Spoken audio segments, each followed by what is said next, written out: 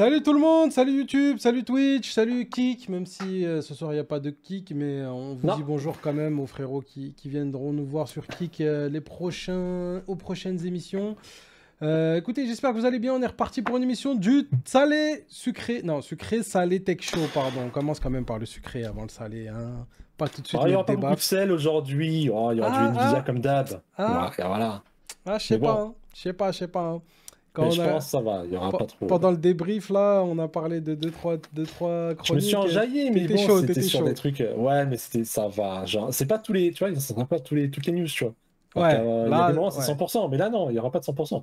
Moi, franchement, mes news à moi, elles sont quand même pas mal salées cette semaine, donc je sais pas. Moi, les dramas, le problème, c'est qu'il y en a qu'un, en fait. C'est plus drôle à force. C'est que Nvidia où il y a du drama. J'avoue. C'est. Bah, faut qu'on diversifie, qu'est-ce que tu veux. On peut pas faire toutes les semaines des Mark Zuckerberg contre Elon Musk, hein. Non. Ouais, Faut qu'on bah ouais, en trouve même des temps, le trucs, combat hein. d'Octogone, là, on l'attend maintenant avec De impatience, hein. ouf, on attend Là, moi, ça. j'ai déjà. Là, je suis en train de faire une cagnotte. Non, je déconne. Ah, Le t'inquiète. mec, t'imagines? Là, Il va là faire une cagnotte, tu sais. dans l'octogone, on a Adblock et YouTube, donc t'inquiète pas, il va se passer des choses là. C'est vrai, il y a On, déjà cet octogone-là qui est. on a Ouais. un petit octogone qui se lance là, qui a déjà démarré. Déjà, ça m'a l'air plus sérieux que l'octogone des deux autres zigotos là, des deux autres milliardaires. À voir, à voir. Bon les amis, au sommaire cette semaine, quelques petits trucs bien sympas, des petits leaks du côté de la famille, des nouveaux CPU de chez Intel, le Pixel Fold qui à la sortie aurait déjà deux trois petits trucs à se reprocher. On a le départ des Amazon Prime Day dans la semaine qui vient, donc on va commencer à en parler avant que ça démarre. On a quelques petits problèmes du côté de chez Nvidia avec certains board partners qui sont pas très contents et quelques petits trucs sur la 4060 Ti aussi à revoir peut-être. On va discuter de tout ça et deux trois petits trucs entre Nvidia et Intel. Il se passe des petits trucs. On va voir, à voir. On va en discuter. Ensuite, pour le main event, pour l'événement, pour comment dire, la star du show de ce soir, ça va être une petite discussion, voir ce qui se passe entre nos amis de chez YouTube qui sont en train de faire des petits tests qui n'annoncent rien de bon pour tous nos amis qui bloquaient les pubs sur le site. La moula! Je crois que là, il y a des histoires d'oseille, on va en discuter. Ensuite, si on a le temps, on regardera 2-3 news gaming. Il y a Nvidia qui sort de nouvelles petites technologies qui améliorait considérablement la modélisation de l'eau dans les jeux. Pour tout ce qui est jeux de pirates, Enco, il y a peut-être des petits trucs sympas à voir. Et ensuite, Activision qui troll les tricheurs. Hein, dans Warzone. Pareil, deux, trois petits trucs à regarder. J'aime toujours les trolls comme ça. Ça peut être sympa. Donc on verra si on a le temps en fin d'émission. On regardera ça. Donc les amis, sans plus tarder, on va lancer le premier sujet. Je vous montre ça tout de suite. Donc c'est nos amis de chez Intel qui ont leak. Hein. Ils ont une petite fuite. Ils ont oublié de mettre les couches.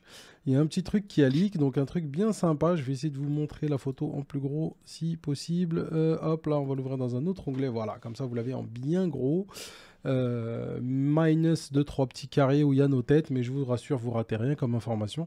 Donc c'est le compte Twitter Moore's Law is Dead qui a trouvé une petite page qui viendrait des affaires internes de chez Intel.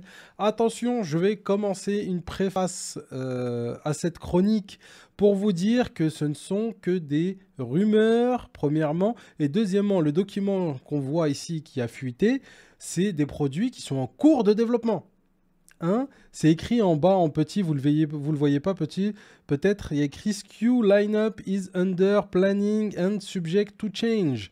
Donc, la line-up qui est là, donc les différents processeurs qui sont proposés ici et les différentes caractéristiques sont en cours de planification et sujets à des changements. Mais grosso modo, cette slide là qui a leaké nous montre on va dire, la line-up préliminaire, donc les différents processeurs qui vont sortir de la version Meteor Lake, des versions mobiles. Donc voilà à quoi on peut s'attendre pour les prochaines sorties des processeurs Intel en mobile, donc pour PC, portable. Attention, prenez bien en considération toutes ces informations. Donc vous avez ici, dans cette ligne du tableau, tout ce qui est i9, ensuite les i7, les i5, les i3. Donc voilà à quoi on peut s'attendre pour les processeurs portables sur PC portable. Donc il y aurait deux i9 différents, un de 14 cœurs, un de 24 cœurs. Là on voit 6P plus 8E plus 8XE, donc à comprendre 6 power... 6 power core, donc des corps de puissance, performance, voilà, ou c'est performance, ouais, c'est ça. 8E, c'est E pour efficiency, donc des 8 cœurs les plus efficients, les moins consommateurs, les moins gourmands en énergie. Donc 8 cœurs éco, 6 cœurs performance et 8 cœurs XE. Les XE, normalement, c'est les cœurs graphiques, si je dis pas de bêtises. C'était bien efficiency, mais c'est dans le sens, les gens, pour comprendre, les corps efficiency, c'est les corps économiques. Ouais, c'est ça. C'est exactement pas ça. par watt, c'est vraiment... C'est le moins puissant, mais bon, ça fait des cœurs en plus, c'est bon à prendre. En vrai, depuis qu'ils ont utilisé cette technique, Intel, c'est pas mal, en vrai. Moi, tu te souviens, il y a quelques temps, j'avais des doutes là-dessus. Hein. Quand on en parlait entre nous, avant que ça sorte, là, avec les 12 000, si je dis pas de bêtises, j'étais en mode, j'ai peur. J'ai peur. Bon, après, au début, ils avaient prévu de mettre de l'Intel Atom, donc finalement, ils n'ont pas fait. Donc, heureusement. Ouais, parce que l'Intel Atom, là, ça aurait été chaud. 1,6 GHz, ça aurait été compliqué, quoi. J'avoue que je suis d'accord avec toi sur l'Intel Atom, ça aurait été de la merde, et heureusement qu'ils l'ont pas fait. Moi, j'étais assez confiant, parce que ce que j'ai vu ailleurs, ça se faisait déjà pas mal sur ARM ou sur Apple. Tu vois, ça, sur mobile et tout ça, tu retrouvais ça dans les puces de téléphone. Ouais. Mais Mediatek, c'était dégueulasse. Snapdragon, ça va. Mais moi, ce qui m'inquiétait, c'est que quand on l'a vu sur les GPU ou d'autres trucs, enfin d'autres domaines qui est lié à l'informatique, moins téléphone, mais plus informatique, ça c'était nul à chier. Donc j'étais en mode, j'ai peur. Finalement, c'était bien. Donc, en vrai, j'avais confiance. Du coup, il continue, quoi. Ouais, il continue sur ça. Du coup, il continue. Et là, ouais, c'est vrai que 24 cœurs sur un PC portable, bon, c'est d'être le plus de gamme, mais ça reste, même si bon. Peut-être que sur les 24, on a 16, c'est des échos. Ça reste cool, tu vois, je veux dire. C'est même pas des 55 watts. C'est même pas des échos, parce que c'est pas un E, c'est un C. Ouais, C minuscule. j'ai vu, ouais. Je me demande justement à quoi ça correspond ce C minuscule. Je t'avoue que j'ai pas trouvé l'info. J'ai pas beaucoup cherché non plus. Est-ce que c'est pas 8 cœurs normal, 8 cœurs, c'est... Non, c'est... Non, je même pense pas. Que ce serait 8 cœurs, 8 threads, non, je sais pas. Là, il y a vraiment 8 cœurs, 16 cœurs, 32 EU. Les 32 EU, j'ai aucune idée de ce que ça représente. Je t'avoue que... je suis un peu perdu. Ouais, je me suis pas renseigné non plus. La nomenclature est un peu bizarre. On pourrait chercher vite fait à côté, mais au pire, si tu veux, check vite fait pendant que je présente un peu les autres. Mais il faudrait qu'on trouve ce que c'est. Même si tu as 45 watts, tu vois, genre 14 corps, c'était rare sur le PC portable d'avoir autant de cœurs. C'est ça. Après, ça n'avait pas tellement l'utilité non plus, mais... En vrai, si les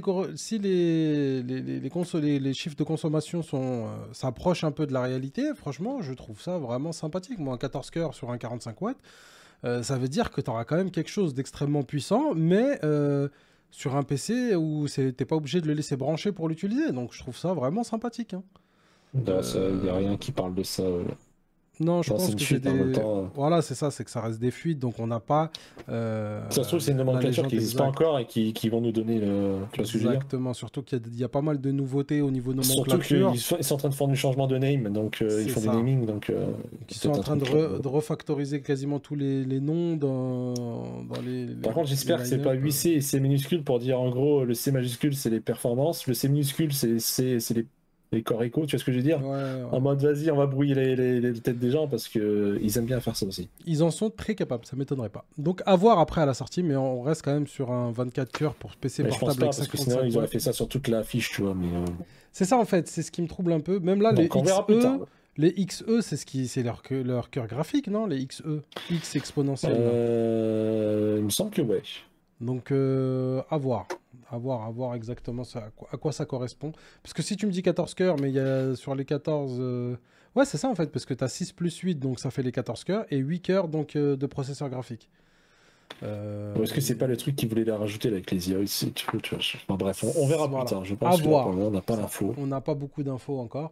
Mais en tout cas, en termes de consommation, moi je suis assez content. J'avais peur que ça soit bien plus élevé sur la prochaine line-up, quoi, sur les prochains trucs. Donc, moi, ça va dans le bon sens. C'est très bien qu'il reste performance par watt, donc ça n'a jamais trop changé, sauf quand ils se sont loupés avec les séries 10 000, je crois. Ah ouais, c'est ça, série 10 000, il s'était planté. Mais sinon, je sais pas, c'était perçoit. Les 12 000 ans. Oui, mais c'était la première gêne d'un truc nouveau, une nouvelle architecture avec révolution de. On a 2 processeurs en un, tu vois. Ouais. Donc j'ai envie de te dire logique.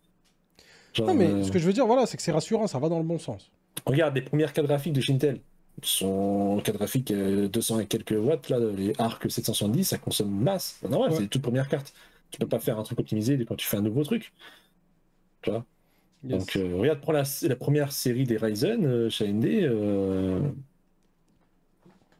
Hein, bon, on en parle du voltage en BIOS ou pas? Ça brûlait des chauffages. Hein. Bon, en tout cas, voilà, les amis. De toute façon, si vous voulez avoir plus, enfin, re-regarder l'image en plus, en profondeur, vous la retrouverez sur la vidéo YouTube. Vous inquiétez pas, elle sera mise en ligne très rapidement. Je vais essayer d'accélérer un peu la cadence de mise en ligne. Je sais que ces derniers temps, ça n'était pas assez rapide, mais je vais essayer d'accélérer ça. Du coup, voilà. Donc, vous pourrez aller checker sur la vidéo YouTube, mettre pause, regarder tranquillement, ou vous pouvez facilement retrouver, vous tapez Moore's Law is dead, Meteor Lake line-up, vous la retrouverez très facilement sur Twitter et sur Internet, la petite image. Je pense que voilà, je voulais vous présenter le petit leak parce que je trouve qu'il est assez intéressant. Ça donne quelques infos sur la prochaine série d'Intel et voilà, c'est toujours sympa à regarder. Mais je pense qu'on va pas perdre plus de temps que ça sur. Non, parce que c'est dans un futur voilà, ça assez moyen terme, quoi. C'est pas court terme. C'est ça. Ensuite, les amis, on va regarder le nouveau Pixel Fold, le nouveau portable de chez Google, directement, de la maison mère. Ils ont voulu enfin sortir le concurrent au Galaxy Fold, au Oppo et au Xiaomi, qu'ils ont sorti les grands téléphones, vous savez, dépliables. Sur le papier, c'est un super téléphone, des très bonnes caractéristiques. Je vous laisserai aller regarder plus dans le détail pour ceux qui veulent. Il y a pas mal de tests, étant donné que le téléphone est déjà sorti maintenant. Moi, le sujet que je voulais aborder avec vous, parce que je m'intéresse beaucoup à ces téléphones et à écran pliable, j'ai été l'un des premiers acheteurs avec ma femme. J'ai pas acheté le tout premier, mais on avait acheté le Z Fold 2 de chez Samsung. Donc on avait laissé passer quelques séries parce que ma femme a toujours adoré les téléphones à clapet. Elle est fan des séries américaines et elle adore les téléphones, vous savez, rétro américains où on poussait d'un côté, l'écran il se retournait, on avait un clavier. Les Américains étaient très friands de ce genre de téléphone. BlackBerry, tu avais directement le clavier en dessous. Il n'y avait pas un système de tourne. Ouais, les tout premiers, ouais, tu pouvais schlag comme ça. Tu avais un Nokia qui faisait ça. Mais ils avaient certains modèles que nous, on n'a pas connus en Europe qui faisaient ça. Et ma femme adore ces téléphones-là. Donc, quand le Z Fold est sorti, j'ai attendu un peu. Je lui ai offert le Z Fold 2. Et ce qui s'est passé, c'est que très rapidement, à moins d'un an, je crois, 9 mois, on a commencé à avoir des lignes qui sont apparues au niveau de là où il y a la pliure du téléphone. Et très déçu de la gestion de chez Samsung qui nous ont juste envoyé nous faire foutre sans plus d'infos en nous disant que c'était considéré comme de la casse. Le téléphone, les amis, était comme neuf. Il n'a pas subi de choc. Il était dans une coque à 50 €. Il était nickel. Pas un seul défaut, pas un seul dégât sur le téléphone. Ils nous ont juste dit, ça c'est considéré comme de la casse, va te faire foutre, on ne te le réparera pas.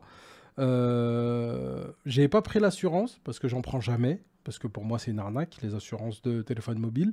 Mais franchement, très déçu du téléphone, très déçu du service après-vente de chez Samsung. Donc je tiens voilà, à vous partager mon expérience utilisateur. Et du coup, on a remarqué, on a pas mal de photos qui traînent sur Reddit et sur Twitter de personnes qui ont acheté le Pixel Fold et 2-3 jours après avoir des grandes stries blanches. Je vais vous essayer de vous montrer en plus grand. Donc des grandes stries blanches apparaître sur l'écran. On dirait carrément l'arête d'un livre, tu sais. C'est exactement ça. Donc on a la grande arête au milieu, donc la pliure qui devient toute blanche, côtés, là, par contre, plus chaud. Des stries qui vont se mettre en plein milieu de l'écran, là où il n'y a même pas la pliure, quoi. Ce serait principalement dû à des soucis de fermeture. Quand on le ferme, en fait, il reste quasiment... Enfin, il n'y a pas assez d'espace au moment où quand le téléphone est replié. Ce qui fait que si jamais on le ferme avec n'importe quoi, une petite poussière, un micro-caillou à l'intérieur, ça pète l'écran directement. Alors que ce qu'on a pu voir chez les concurrents, que ce soit Samsung, Oppo ou Xiaomi qui ont sorti des téléphones pliants, quand on replie l'écran, on a le bord là qui lui se ferme complètement, mais entre les deux écrans, on a quand même 1 voire 2 mm d'espace. Ça arrondit, quoi. Voilà, qui permet de, si voilà, il y a des petites poussières, des petites caillasses de rien du tout qui ferment dedans, ça ne s'écrase pas entre les deux écrans. Et ça, ce serait le défaut qu'on retrouve sur le Pixel. Je viens de lire le titre de l'image. J'avais envie de mourir. Ça fait mal au cœur. Ça fait très mal au cœur. Le premier jour d'utilisation. Ah ouais, non, là, par contre, ah non, frère. Dans les 3 premiers jours, hein, je te parle, à 3 jours de la sortie du téléphone, il y avait une flopée de photos en ligne de gens qui avaient ce problème-là. Donc bon, à voir comment Google va gérer ça. Moi, c'est ce que j'attends de voir. J'attends de voir la réponse du constructeur, parce que c'est là où je les attends en vrai. Mais la grand trait blanc en plein milieu de la pliure, en sachant que comment sont faits les écrans pliables comme ça, hein. La technologie, comment elle fonctionne tout simplement, c'est qu'on a un écran en plastique, c'est un polymère de plastique avec des microfibres de verre. Ils appellent ça un écran en verre. Moi, quand c'est que quelques fibres, tu te fous de la gueule du monde. C'est un écran en plastique. Voilà, faut dire ce qui est. C'est un écran en plastoc, c'est un polymère. C'est un genre de plastique, voilà, qui se plie, qui est donc malléable, mais qui permet d'afficher l'image. Donc ça, ok, très bien. Je pense qu'il n'y a rien de dégradant à dire que c'est un polymère fait d'un mélange de plastique et de verre. Pour moi, c'est très bien. Tant que ça fonctionne bien, j'en ai rien à foutre. Donc ce polymère-là, il est recouvert par-dessus avec un plastique beaucoup plus rigide qui est censé le protéger, parce que le polymère qui est en dessous, qui affiche les pixels, est très fragile. Au moindre appui, un pixel mort tout de suite, hein. C'est très fragile, il n'est pas fait pour être mis en contact avec quoi que ce soit. Donc par-dessus, il y a une couche de plastique qui, elle, est plus solide, plus dure, qui permet du coup de protéger les pixels en dessous et d'avoir un écran utilisable tactile. Et le problème, c'est que grosso modo, sur le Pixel Fold, c'est l'écran en dessous, sous la protection, qui s'abîme très vite avec ce que je vous ai dit, plein de fissures qui apparaissent dès qu'on a une petite poussière au moment de refermer notre écran. Bien sûr, c'est pas utilisable dans la vie de tous les jours, parce qu'il y aura forcément des poussières sur son écran. Donc voilà, grosso modo, pour le moment, ce qui revient. Pour le moment, Google, a priori, met à disposition des pièces de rechange pour Pixel Fold sur le site iFixit, hein, une marque qui crée des pochettes comme ça avec tous les outils pour réparer. Pour ceux qui ne connaissent pas, c'est pas un sponsor de la chaîne, pas encore. Du coup, les amis de chez iFixit, si vous voulez nous envoyer quelques produits pour qu'on en parle et qu'on les teste, je suis ultra chaud. Donc vous voyez sur la pochette, vous avez les petits clips en plastique pour déclipser tout ce qui est déclipsable. On a une ventouse, on a même un bracelet anti-électricité statique quand vous montez votre PC. Là, vous avez plein de matériel, des pinces, des trucs, voilà. Et ensuite, en dernier, la star. La star, je le montre parce que c'est vraiment, moi, je trouve ça top. Vous avez un tournevis de précision. Avec tous les embouts de sécurité pour démonter tout. On a même la rallonge. Le tournevis est magnétique, c'est-à-dire quand vous mettez une vis au bout, elle ne tombe pas. Il n'y a que quand on utilise la rallonge où on n'a pas ça. Et on a même le coffret, le couvercle du coffret permet de ranger ses vis. On a des petites cases et tout. Franchement, c'est super bien fait avec fermeture magnétique. Moi, voilà, tu mets des aimants, moi je suis content déjà. Tu vois, le bon geek de service. Ouais, tu dis ça, mais t'as plein de boîtes à outils et t'ouvres le truc, t'as tout qui tombe. Et ça se casse la gueule. Et en sachant aussi que l'arrière, là, avec la pochette de rangement, l'arrière que vous voyez, là, qui est brillant en plastique, est aussi magnétique. Ça veut dire que quand je vais venir y mettre ma pochette, ça tombe pas. Bon, là, je l'ai mal mise, forcément, ça se casse la gueule. Mais si je la mets bien, ça bouge. Normalement pas. Mais bon, voilà, vous avez compris, vous avez... un pad magnétique aussi pour poser vos vis et tout. Franchement, non, le kit, il est super bien fait. Et l'autre truc où je veux vraiment les féliciter, les gars de chez iFixit, c'est que sur leur site internet, vous avez énormément de tutos de comment démonter et réparer différents appareils. Ça va de l'iPhone au MacBook, au téléphone Samsung et à plein d'autres appareils comme ça. Je ramasse le bazar que j'ai foutu. Après, en vrai, le truc magnétique, c'est pour tenir des vis. Hein. C'est pas fait pour tenir le tournevis et tous les embouts en l'air. Hein. C'est moi qui ai fait de la merde dans la démonstration. Ah, sinon, après, iFixit, tu peux faire une collab avec Display, tu vois, pour un aimant plus puissant. Exactement. D'ailleurs, les amis de chez Display. Alors, c'est un truc, mais. J'ai un grand mur vide. Hein. Les gars de chez Display, le mur, il est blanc. Il est vide. Moi, j'attends que vous, les gars. J'attends que les sponsors là, pour le mur, là, sur tous les streams, sur toutes les vidéos YouTube. Ah, mais on sait déjà ce que tu vas mettre. Il y aura plein d'animés. Oh, on le sait très bien. Viens pas nous faire rager. Écoute, si quelqu'un veut venir se faire plaisir, peindre ici, quelqu'un qui a un peu de level, il m'envoie quelques photos. Vous m'envoyez quelques photos sur Twitter ou sur Insta. Si vous savez dessiner, les gars, moi, je suis ultra chaud. Parce que là, je suis à 2 doigts d'aller chercher des feuilles, de m'acheter quelques bouquins, mes mangas préférés, d'arracher les pages et juste de les coller, de vernir le truc et ça me fera un super beau mur. Mais si quelqu'un veut venir, quelqu'un a une proposition à me faire... la franquette, là, il le voit trop le truc, ça. Franchement, tu vois le mur complet en manga? Franchement, il y a un truc, il y a un délire. Non, après, un mur complet, genre, tu sais, un peu comme... tu sais, je sais pas si les ados, c'est ça, tu sais, genre, les trucs, tu sais, en art plastique, là, avec les journaux que tu déchirais, là, tu sais. Ouais. Des arts avec les journaux comme ça. Mais un mur complet où tu vois que des trucs de manga en noir et blanc, en vrai, je pense qu'il y a un concept.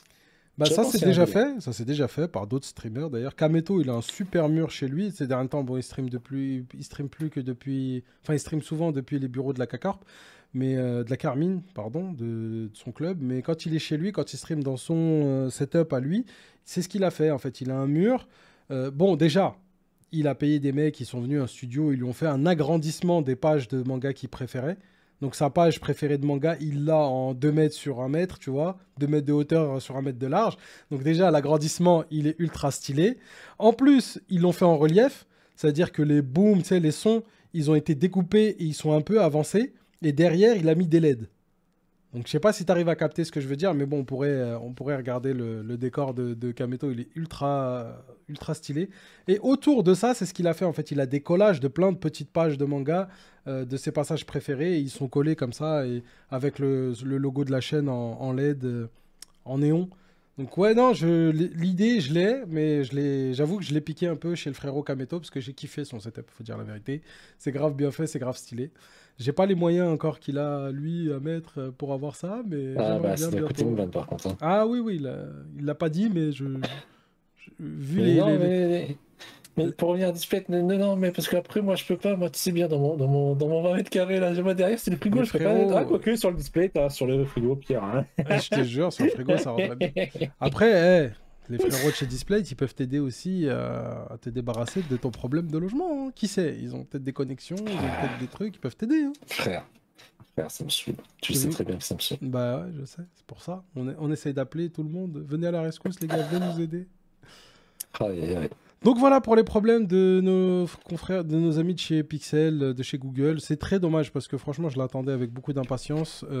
Surtout que les téléphones Google, ils ont plein de petites options en plus que tu trouves pas ailleurs. Par exemple, le fait de pouvoir envoyer des textos quand quelqu'un t'appelle pour lui demander à la personne qu'est-ce que tu veux pour ça, avant de répondre. Tu vois, l'appel, tu reçois un appel, tu peux chat avec la personne pour lui dire ouais, c'est pourquoi. Bah écoute, j'ai un problème, Ah, ok, vas-y, je te réponds. Ah, bah écoute, non, je te rappelle plus tard, là, je suis déjà occupé sur un truc. C'est des petits trucs à la con que je trouve ultra stylés. Ou la reconnaissance d'appel pour te prévenir si c'est un spam, si c'est un truc. Le numéro, il est connu pour que ça soit un vendeur, un machin qui veut juste te casser la tête. T'as pas envie de répondre à ce moment-là. Non, franchement...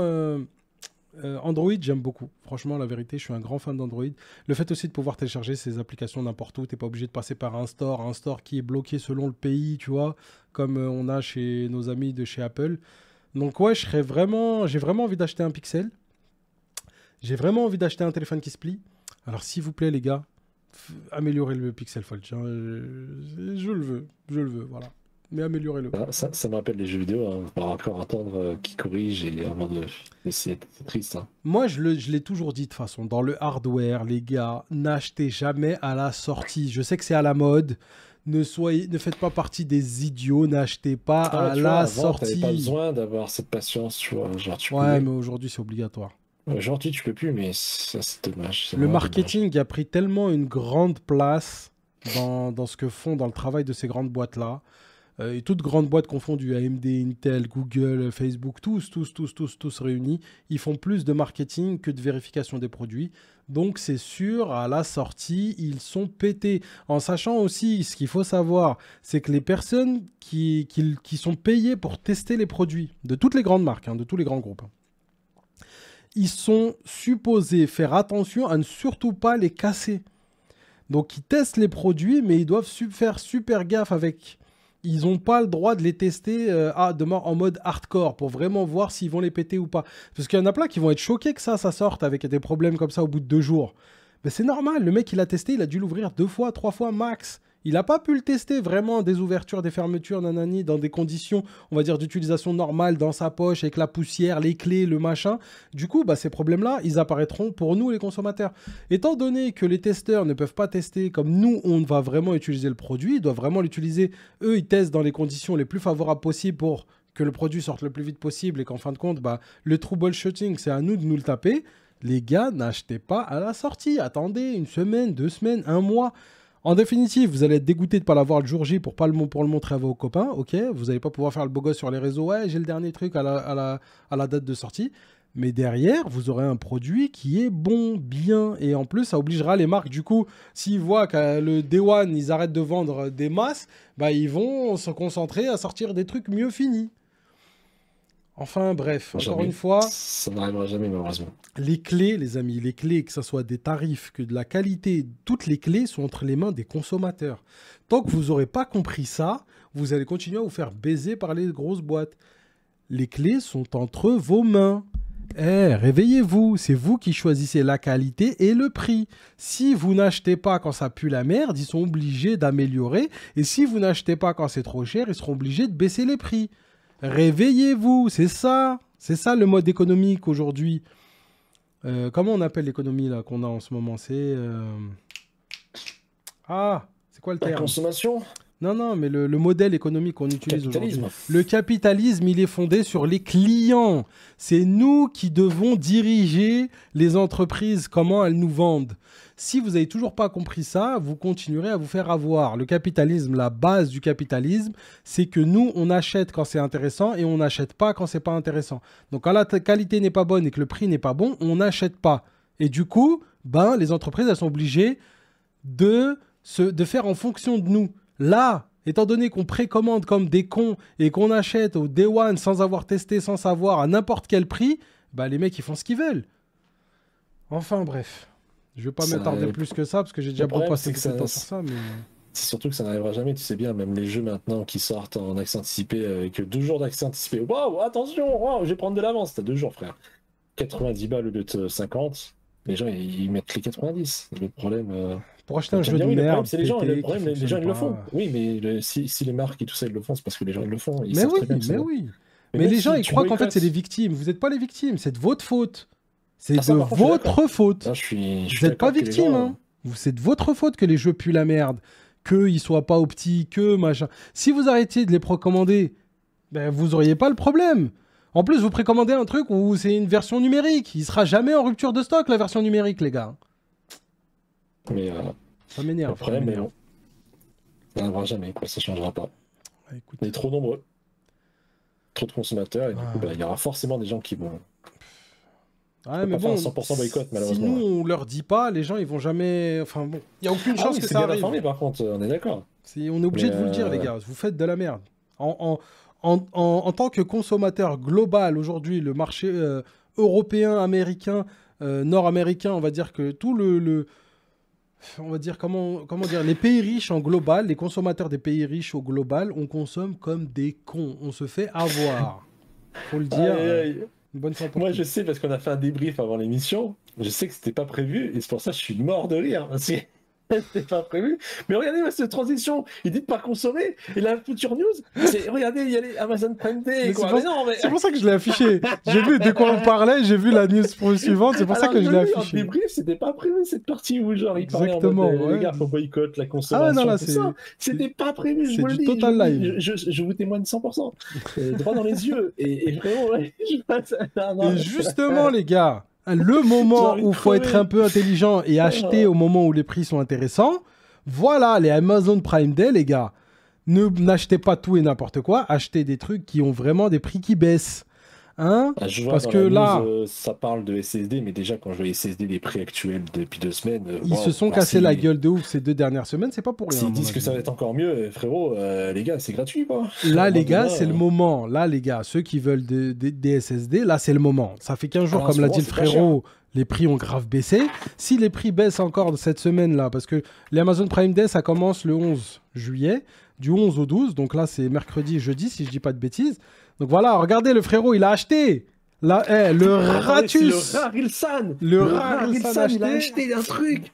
Il a acheté un SSD de 2 Tera. C'est pas pour rien. Pas pour rien, les refs. Quand vous voyez le Ratus acheter, les gars, c'est que c'est le moment d'acheter. Si vous voyez Splinter acheter quelque chose. Splinter Sama a acheté, les gars. C'est pas pour rien. C'est que les prix, ils étaient bien. Genre, venez sur le Discord, les gars. Venez, ceux que ça intéresse. Venez checker le Discord. On a une section deal, un channel, voilà, deal spécial pour les deals où on vous partage quand on tombe sur des trucs. Mais quand il y en a, c'est dire que c'est vraiment pas cher. Voilà, c'est vraiment des trucs sélectionnés. C'est pas D-Labs. On n'est pas là pour vous partager tout ce qui passe. Non. Mais vraiment, quand il y a un truc qui est vraiment OP, il sera partagé. Donc, vous inquiétez pas. Il y a des ratus de ouf sur le Didi. Donc, vous inquiétez pas. Il y a un ratus qui est juste là. Genre, Ah, frère, t'inquiète. Vraiment. Donc voilà, sachez en tout cas que voilà, il y a des trucs sympas. Il y a sur les produits Amazon, il y a des vraies offres. Pour tous ceux qui veulent acheter de la caméra, les caméras de sécurité, les sonnettes, tout ce qui est Alexa, tous les produits Alexa, voilà, je leur dis comme ça, je vais bien trigger tous vos appareils à la maison. Alexa. Peux-tu mettre... Voilà, c'est ça. Alexa lance YouTube, la chaîne de Sinanomi. Allez hop. Alexa, abonne-toi à la chaîne de Sinanomi sur YouTube. Allez hop. C'est cadeau. Bon, ça, c'est bon, je sais que ça marche pas comme ça, mais c'est pour le kiff. Donc voilà, les gars. C'est pour la vanne. Pour une fois, il peut y avoir des offres intéressantes. Donc allez checker ça, que ça soit du SSD, c'est vraiment le moment. Il y a des vraies offres, c'est vrai. PC portable, d'après le site, d'après Tom's Hardware, qui reste quand même un site plutôt fiable en règle générale dans ce qu'il raconte. A priori, il y a des deals sympas à voir sur des bons PC portables, du 15 pouces, du 17 pouces d'assez haut de gamme. Les PC fixes, pareil, ça par contre pour moi c'est de la grosse daube. Surtout évitez, montez vous-même votre propre PC. C'est beaucoup de Walmart et de Newegg. Ça, donc c'est des trucs qu'on n'aura pas chez nous. C'est des trucs US, ouais. Donc, voilà. Mais bon, allez checker. Moi, c'est tout ce que je peux vous conseiller, c'est d'aller checker. Il peut y avoir des offres intéressantes. Ça peut être le moment justement d'acheter un truc sympa. Donc voilà, les 11 et 12 juillet, on va pas faire plus de pub que ça à Amazon, ils en ont pas besoin. Mais voilà, je sais qu'il y a... Il y a beaucoup de gens qui loupent ça. Je pense sur Discord, soyez présents ces 2-3 jours, on va dire du 10 au 13, parce que je pense que je vais être à l'affût. Splinter va essayer de dénicher les trucs, parce que souvent les Prime Day, c'est comme le Black Friday, tout ça. Il y a masse choses, donc j'essaierai de décortiquer du mieux que je peux.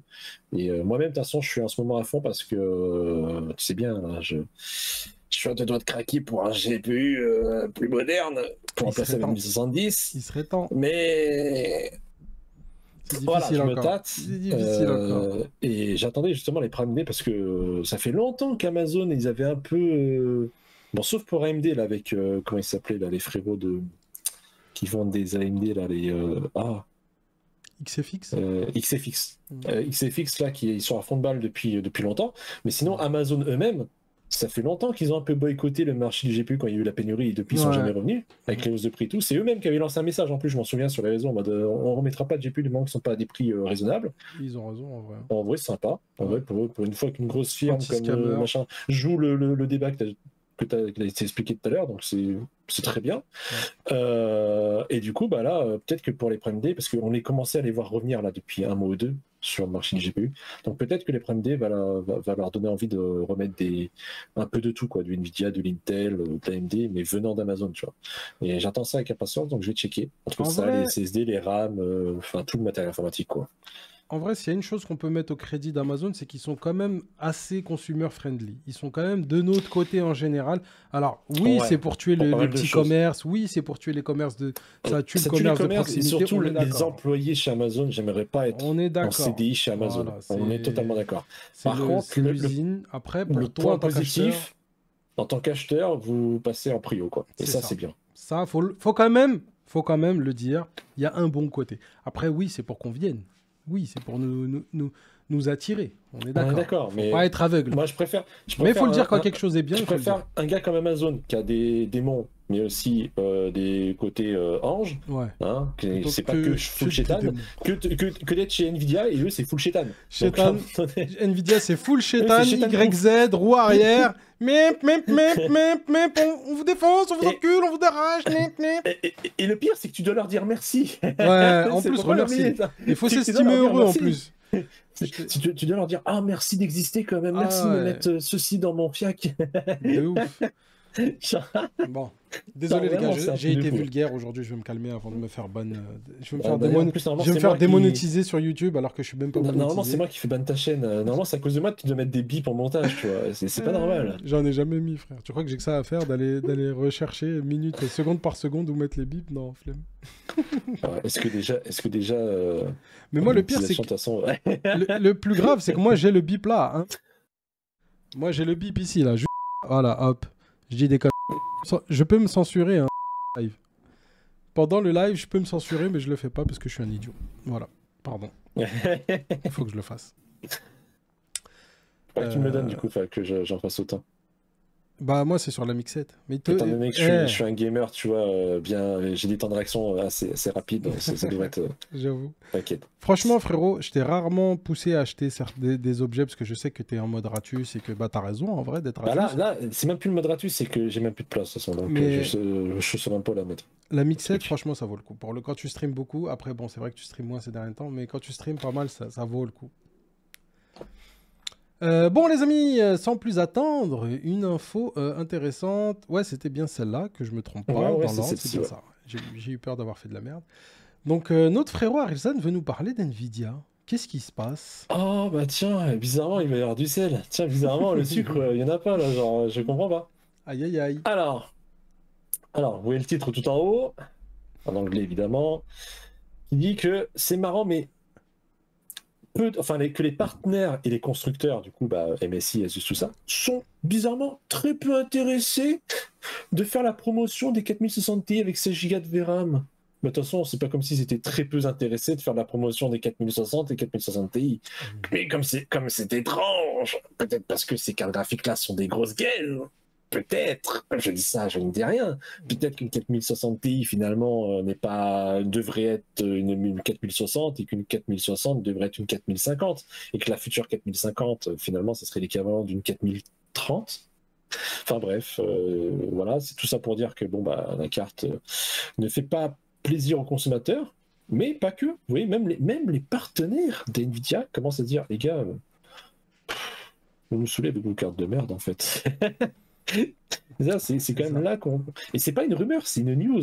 Donc ça veut vraiment dire que là c'est réel, que les partenaires, ils en ont eux-mêmes marre en fait d'avoir du matos déglingué, parce que Nvidia font du caca.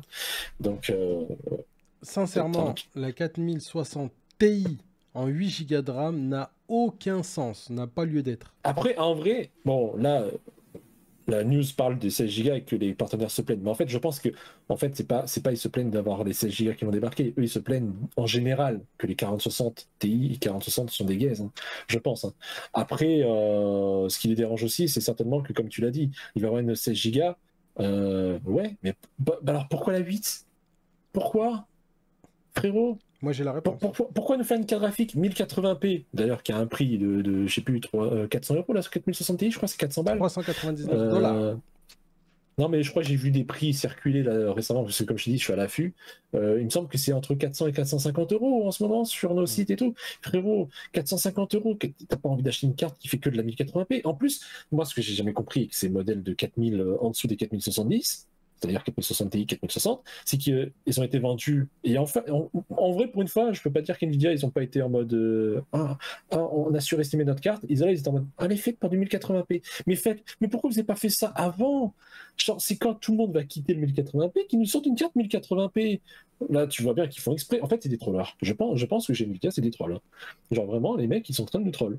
Genre, ils auraient pu faire ça sur les séries 3000, sur les séries 2000. Non, sur les séries 2000, vous vous souvenez des conventions? Ils nous avaient vendu le 4K ready. Les séries 3000, tu reprends le slide, on a l'image là, dommage, la régie, il n'y en a pas, parce que là, j'aurais demandé à la régie, et les gars, vous pouvez nous ressortir la convention de RTX 3000 où on avait l'image 8K ready.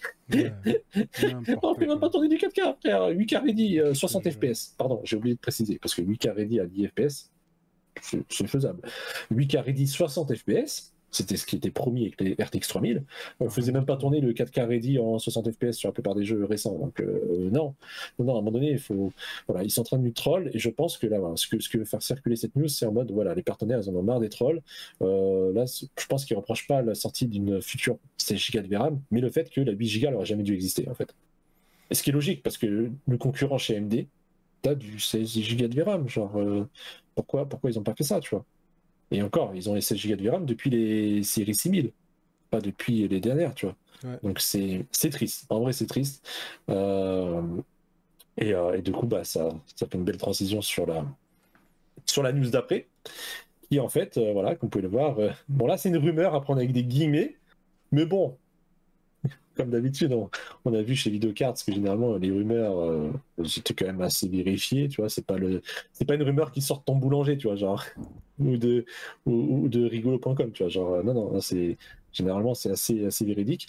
Et en fait, ça nous dit que Nvidia, apparemment, ils seraient capables, envers leurs partenaires, entre guillemets les constructeurs, MSI, Asus, machin et tout, de leur de leur vendre, pardon, moins de puces GPU si ils se rapprochaient d'Intel avec les futurs Battlemage. Donc c'est une rumeur à prendre avec des pincettes, mais est-ce qu'ils n'en seraient pas capables, étant donné que maintenant sur YouTube, et même pas YouTube, même sur les réseaux en général, si tu dis du mal d'NVIDIA, tu es blacklisté, frérot. N'espère même pas recevoir une carte pour faire un test. Hein. Tu devras l'acheter avec ton argent parce que les journalistes de tests de cartes NVIDIA, ils se font tous blacklister.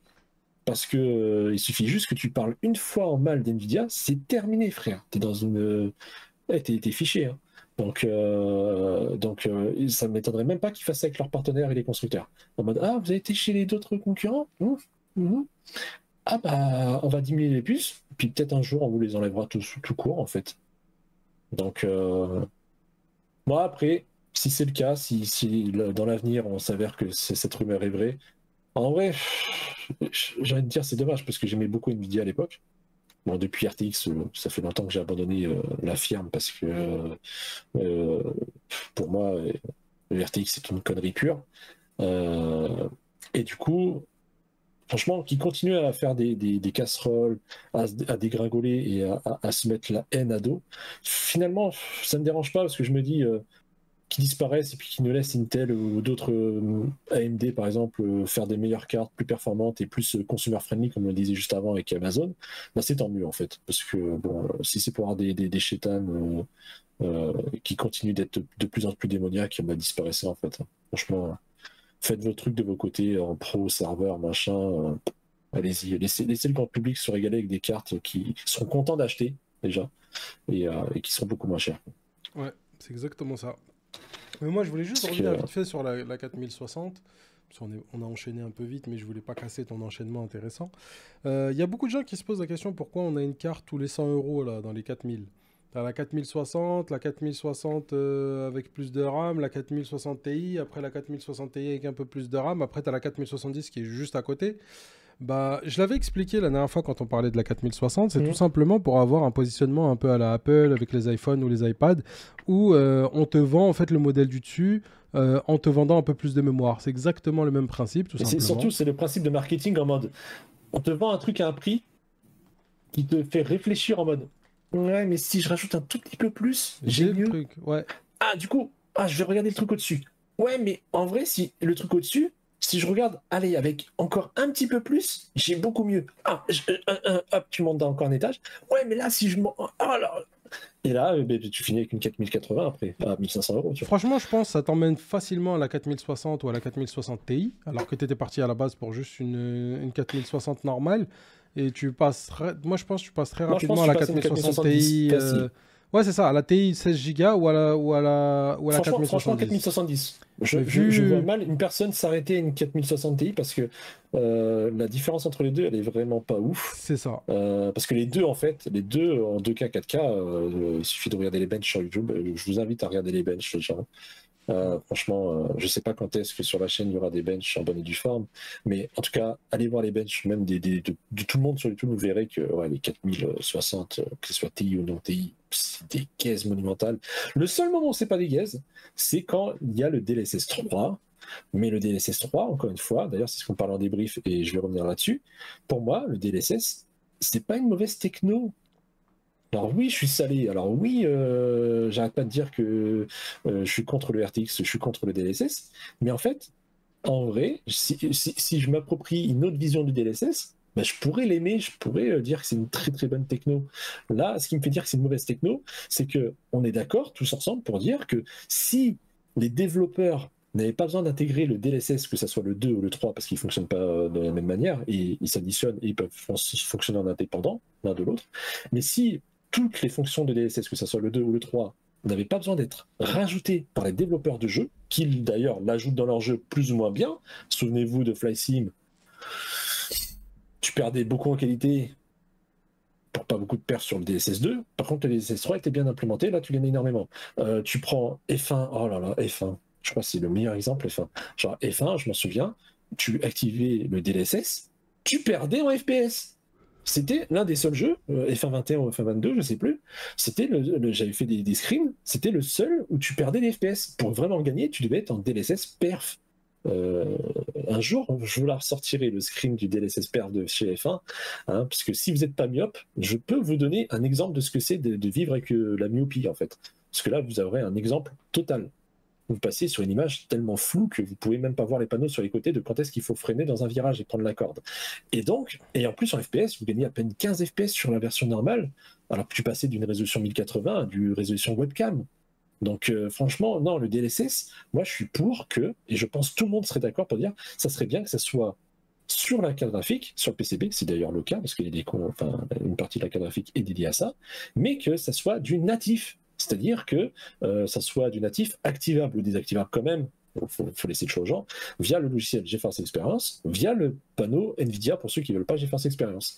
Et là, s'il n'y a pas de côté, oui, mais le dev, il faut qu'il fasse du travail dessus, parce que les devs, ils veulent pas forcément se rajouter du travail, parce que déjà, on voit bien, les jeux sont claqués au sol à la sortie, full buggé, donc ce serait dommage de leur donner du travail, et c'est ce qui se passe à l'heure actuelle. En plus, on voit bien qu'il y a des chèques qui passent par-ci par-là, et ils me disent, ah tiens, moi, si je te donne un gros chèque, tiens, j'ai l'exclusivité sur le FSR, du coup, tu mets pas de DLSS. Du coup, non, faut supprimer le fait que le DLSS soit rajoutable via du dev. Et pareil pour le FSR. Hein. Il faudrait que ça soit du natif. Et là, si c'est du natif, vous gagneriez en FPS. Et ça serait pas genre en mode, oui, alors, est-ce que ce jeu, il y a DLSS ou non? Quand vous achetez une carte, évidemment, vous devez réfléchir à ça. Et en plus, c'est que la performance que donnerait le DLSS sur les jeux serait identique d'un jeu à l'autre, si c'était natif. Et ça serait parfait. Parce que là, le problème, c'est que tu réfléchis déjà à est-ce que ce jeu a le DLSS ou non. Et après, quand il a le DLSS, tu dis, il faut que je regarde un bench d'un mec qui a testé la carte sur ce jeu-là, parce que ça se trouve, le DLSS de ce jeu plus cette carte est nul.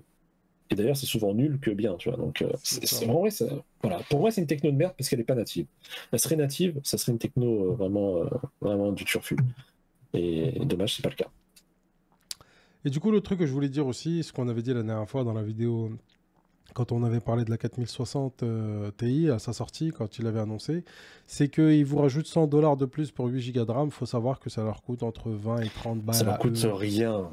Donc à la rigueur, ils auraient rajouté 50 €, ils seraient fait 20 € de marge. Oui, allez, on peut comprendre qu'ils se fassent un peu de marge, mais rajouter 100 €, c'est du viol total. Hein, mais tu sais qu'en fait, pour moi, ils rajoutent pas 100 balles à cause de la VRAM. Hein. Pour moi, en fait, le problème, et ça, je l'ai toujours dit depuis la sortie des RTX 2000, que j'arrête pas de le dire en live parce que bon, j'ai pas de chaîne YouTube et que oui, il faut que je m'y mette peut-être un jour. Donnez-moi de la force, peut-être que du coup, ça me donnera envie d'en créer une ou de poster sur la chaîne de Sina, parce que je pense que Sina est d'accord, il m'a déjà dit plein de fois. Yes. Et du coup, pour revenir au sujet, je l'avais dit depuis la RTX 2000 en live que le problème, il est que Nvidia a décidé de mettre les prix des cartes par rapport à la perf. Sauf que ça n'a jamais été le cas depuis... moi, je suis dans le hardware depuis que j'ai l'âge de 6 ans, depuis 1996, Windows 96, Windows 98, etc. Nvidia existait déjà à cette époque. Je me souviens des vieilles GeForce 4. Ceux qui connaissent cette ref, vous êtes des vrais. Et je peux vous assurer qu'à cette époque, c'était pas le prix par perf. Et là, tu me dis, oui, mais c'était il y a 10 ans, machin et tout. Non, mais il y a même plus récent. Hein. Avant les RTX 2000, les GTX 1000, C'était pas prix par perf. Hein. Il y avait d'autres curseurs qui faisaient le prix. C'est-à-dire, si la carte elle a 1 an, elle est sortie il y a 1 an, du coup ça fait baisser le prix. Si par rapport à la demande, il y avait plein de curseurs qui faisaient que le prix était pas le même. Alors qu'aujourd'hui, tu prends, regarde, là, l'année prochaine, les cartes graphiques, bon, normalement, il aurait dû y avoir les RTX 5000 en septembre prochain. Finalement, on a vu dans une news qu'ils reportent 1 an parce que justement, il y a trop de stock. Si ils n'avaient pas reporté, septembre prochain, donc 1 an, c'est court, il y aurait eu les RTX 5000. Vous vous rendez compte que les RTX 3000, elles auraient toujours le même prix. C'est ça. Enfin, elles auraient diminué de 50 €, mais elles auraient diminué par rapport à la perf. Et du coup, c'est là que c'est dégueulasse. C'est-à-dire que la carte, vous aurez acheté une carte neuve qui est finalement pas neuve, elle est en carton depuis 3 ans. Et on sait que dans l'électronique, un composant électronique, même s'il est resté dans son carton, même si il n'a pas pris la poussière ni rien, il est détérioré. Achetez un disque dur, faites l'expérience, achetez un disque dur neuf, ne l'ouvrez pas, réutilisez-le dans 10 ans, vous verrez, hein, il ne sera pas parfait. Hein. Une alimentation, pareil. Vous verrez, du matériel électronique, même si vous le laissez emballer, vous le ressentez des années plus tard, il s'est détérioré. Et du coup, là, pour revenir aux cartes graphiques, vous achetez des cartes graphiques qui sont sorties il y a 4 ans, et elles n'ont pas diminué en prix, et elles ne sont pas neuves finalement. Elles sont neuves, mais théoriquement, elles ont eu de l'usure. Et pour un prix que finalement, tu dis, bah ouais, mais au prorata avec les nouvelles cartes, c'est la même chose. Enfin, le prêt à la perf, ça n'a jamais été le marketing du hardware, et pour une bonne raison. Et d'ailleurs, je remercie AMD pour ça, parce que même si je porte pas forcément AMD dans mon cœur au niveau des GPU, en attendant, ils n'ont pas été full marketing comme avant, c'est-à-dire par rapport à un prix raisonnable, mais ils sont au prix semi-raisonnable. Ouais. Donc ça va. On va dire que l'augmentation est légitime par rapport au prix des composants qui a augmenté, l'inflation, etc. Tu vois. On peut les mettre dans ce panier-là. Donc ça reste raisonnable. Et après, surtout, les prix baissent assez vite. 6 mois après. Puis oui, les prix baissent. Et puis quand ils sortent une nouvelle gamme chez AMD, bon, ils se marchent un peu sur les pieds. Ça faut pas se leurrer. Quand ils sortent par exemple la 7600, j'ai pas compris. Ben, bref, ils se marchent sur les pieds. Mais quand il y a des nouvelles cartes, ça fait diminuer les anciennes. Chez Nvidia, là, frère, les 3000, les 5000 seraient sortis l'année prochaine. Les prix, ils auraient pas bougé. Ils ont fait, bon non, après la perf, on bouge pas les prix. Hein. C'est ça. Genre, et ça serait identique. Là, tu fais, non, mais les gars. Soyez logique. Oui, mais je comprends pas, on n'arrive pas à se débarrasser des stocks des 3000. Bah, on va être rendu au RTX 5000 et en fait, c'est prêt à la perf, donc c'est plus intéressant qu'on ait une 5000. Il y a une nouvelle techno. En plus, vous bridez des technos. En plus, il y a des technos qui sont exclusives aux cartes plus récentes. Bah, les gars, vous avez le prix à la perf des deux côtés, sauf qu'il y a un côté, vous avez des technos en plus. Forcément. Et moi, je vais quand même prendre l'ancienne. Mais je suis complètement con. Il y aurait effectivement un problème quelque part.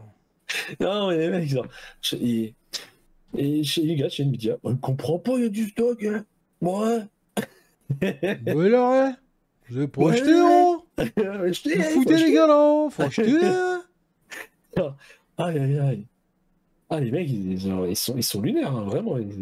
Bien sûr, toute ressemblance avec une personne réelle ou des personnes d'une certaine région serait totalement grandement fortuite.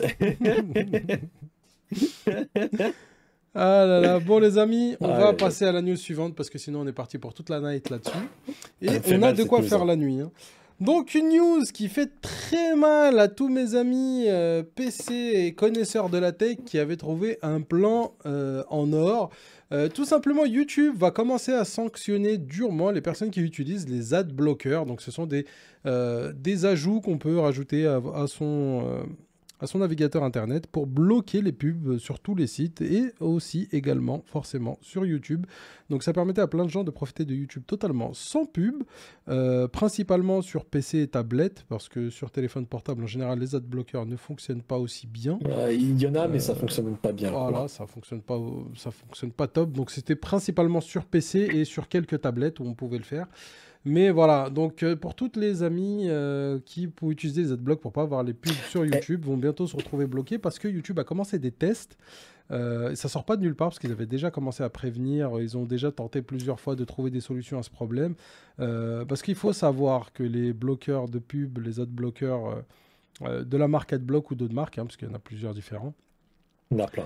Ils violent donc les règles d'utilisation de YouTube. Il faut savoir que dès le départ, YouTube a toujours condamné ces utilisations-là. Mais jusque-là, c'était juste écrit dans le règlement, mais ils n'avaient jamais rien fait de précis contre ça. Ils avaient déjà tenté 2-3 trucs, mais rien de sur le long terme. Mais là, en ce moment, on a des tests qui se font dans certaines régions où, grosso modo, YouTube vous prévient 3 fois sur 3 vidéos. Tant que vous utilisez l'adblock, il vous laisse une chance. Il vous prévient avec un message qui dit tout simplement que l'utilisation des adblockers va à l'encontre des règles d'utilisation de YouTube et que afin de pouvoir rémunérer comme il se doit les créateurs de contenu et YouTube, l'entreprise, on vous demandera d'enlever le bloqueur de pub et de regarder les publicités ou de souscrire à l'abonnement de YouTube Premium. Grosso modo, ce test se fait dans certaines régions où les gens se sont retrouvés à être bloqués, en sachant qu'à la fin, on ne vous empêchera pas d'utiliser YouTube. Vous avez le choix, soit de prendre l'abonnement payant, soit de débloquer le site YouTube sur votre adblock ou de désinstaller complètement le bloqueur de pub, afin de voir quand même les pubs sur YouTube. Sans aller trop profondément dans le sujet, qu'est-ce que t'en penses, mon frérot Arilsan? Déjà, j'allais te dire, là, j'étais parti sur mon deuxième écran parce que je suis en train d'essayer de faire un calcul parce que tu sais, moi, je viens de me rappeler qu'étant jeune, j'avais créé un site web et sur lequel j'avais mis des pubs, tu sais, c'était pour payer le serveur TeamSpeak et tout, qui coûtait à peine 2 euros, tu vois. Et je me souviens que le coût par clic pour les pubs gratuites comme ça, là, en fait, t'avais des marques ou je sais pas quoi qui devaient payer et tu pouvais intégrer un module de pub sur ton site et je crois que c'était 7 centimes le clic. Ouais. Et là c'est vrai que j'étais en train de faire un calcul vite fait sur une vidéo qui a 15 millions de vues pardon et que tu mettais le on va dire coût par clic, je mets des guillemets parce que c'est pas vraiment un clic, c'est une vue, tu vois, coût par vue on va dire sur une vidéo qui a 15 millions de vues et que si tu mettais que 3 centimes ça fait 450 000 euros. Tu comprends pourquoi ils ont envie de le faire, tu vois. Ouais. tu comprends la moula, tu vois. Bref, donc c'est pour ça que j'étais sur la tête sur côté. Voilà. Sinon, ce que j'en pense, c'est que déjà, je voulais te couper à un moment donné, tu as dû le remarquer, c'est que, en fait, pour l'histoire, c'est drôle, mais moi, je trouve que c'est bizarre que ça arrive maintenant. Bah, moi, je pense que c'est par rapport à leur abonnement, ils veulent faire payer l'abonnement aux gens. Parce que, en vrai, c'est pas une question de oui, on veut enlever l'adblock, machin, parce que les pubs, les gens qui bloquent les pubs, ça me dérange. Parce que je pense pas qu'on était si nombreux que ça. Je dis parce que j'en faisais partie. J'ai Adblock et la flemme de désactiver juste pour YouTube. Et en vrai, je pense pas qu'on était si nombreux que ça parce que moi, à chaque fois en live ou je ne sais quoi qu'on en parlait, ou même quand j'en parlais avec des potes, d'ailleurs en soirée, je m'en souviens, souvent des potes me disaient ouais, t'as vu la pub sur YouTube et tout. Moi, je le regardais, je fais quelle pub sur YouTube parce que moi, j'ai pas de pub, frérot. Et tout le monde, à chaque fois, j'ai jamais eu une soirée ou un débat avec des potes où les gens ils étaient en mode comment ça toi t'as pas de pub, à chaque fois c'était ça qui revenait, genre j'ai jamais vu quelqu'un en soirée ou machin qui me disait ouais bah ouais mais non mais moi non plus j'ai pas de pub, tu vois, jamais, genre j'ai l'impression d'être un alien, j'ai l'impression que j'étais le seul au monde genre à ne pas avoir de pub sur YouTube parce que j'avais Adblock. Les gens ils étaient estomaqués, ils étaient en mode comment ça t'as pas de pub, j'étais en mode bah j'ai Adblock les frérots, logique, tu vois. Enfin tu sais pour moi c'est naturel, tu vois, genre j'étais en mode bah logique. Tu vois, quand je vais sur un site de manga, par exemple, pour regarder des trucs, là, je vais pas avoir le truc de pub parce que ça me casse les dents, tu vois. Genre, t'as une pub en plein milieu de ton épisode, c'est relou. Donc voilà, tu vois. Et après, ça va, t'as des sites comme Crunchyroll, pas pour faire la pub ou que ce soit, mais ils avaient des pubs, eux, qui étaient bien faites. Genre, t'avais des pubs, au bout de 5 secondes, tu peux faire passer. Là, moi, je m'en fous qu'Adblock ne bloque pas la pub. Genre, t'as une pub en début, déjà, pas en milieu. Déjà pas en milieu. Déjà, les gars, respecte-moi. Je regarde un film ou un épisode de manga, fais pas ça en plein milieu. Donc là, c'était au début. Et en plus, c'était genre 5 secondes, frérot. Genre, après 5 secondes, tu peux faire passer. Tu vois, ça moi, je dis oui. Et en échange, le site est gratuit, tu vois. Moi, je dis, là, moi, je dis, ok, j'applaudis, tu vois. Mais quelqu'un qui dit non, je te mets une pub de 4 minutes Et t'en as au milieu, au début, à la fin, et même pendant les vidéos, parce que j'adore. Et pendant les vidéos, bon, elles sont plus courtes, mais c'est quand même 1 minute 30, tu peux pas passer. Et en échange, sinon, faut que tu t'abonnes. 10 € par mois. Non, frérot, pour 10 € par mois, moi, j'ai le Game Pass. Le Game Pass, il me donne accès à des jeux qui coûtent 50 €, frérot, l'unité. Il y en a beaucoup de jeux. Donc, non. Pour 10 €, c'est mon prix de mon forfait Internet, de téléphone, sur le réseau Orange. Je peux faire du stream, je peux faire un vlog au Japon en live, donc non, frérot, non, je suis désolé, c'est trop cher. Donc non, voilà. Moi je suis contre les pubs en plein milieu qui durent 10 minutes, après c'est des pubs de 6 secondes, ok, tu vois. J'avoue, je suis d'accord avec toi, les pubs qui durent trop longtemps. Et le pire, c'est qu'eux, ils vont nous ressortir l'argument du oui, mais c'est pour aider les créateurs, s'il vous plaît. Non, c'est pour vous, c'est pour le pognon, c'est pour vos poches, hein, c'est pour l'abonnement. Moi, c'est là où je vais être un peu plus sucré. Là, t'as déversé le sel, j'ai plusieurs points, moi, qui m'intéressent. Premier point, c'est que dès le départ, c'était prévu dans les règlements, voilà, ça a toujours été interdit sur YouTube d'enlever les pubs. C'est de base. Mais je suis pas contre que ça soit interdit, moi. Je suis pas contre, il faut que ça soit bien fait. Voilà. Après... Au niveau des pubs, on va en parler après, au niveau des pubs elles-mêmes, comment elles sont faites, on va refaire le point et on en discute. Mais déjà, il faut savoir que les gens, parce qu'il y a beaucoup de gens qui viennent gueuler, après c'est vrai que sur le marché français et francophone en général, il n'y a pas tant d'utilisateurs d'adblock. Par contre, je sais que sur le marché anglophone, les Américains surtout sont des gros utilisateurs d'adblock. Et aussi le marché asiatique où ils sont très présents YouTube, ils font énormément de vues sur le marché asiatique. Et là-bas, par contre, il y a beaucoup de gens qui utilisent des adblocks. C'est surtout que, ça j'ai oublié, mais tu viens de me rappeler un truc important. C'est que lors d'un live, lors d'un live, on était en mode, allons voir des publicités japonaises, tu vois, les publicités what the fuck, tu connais, tu vois.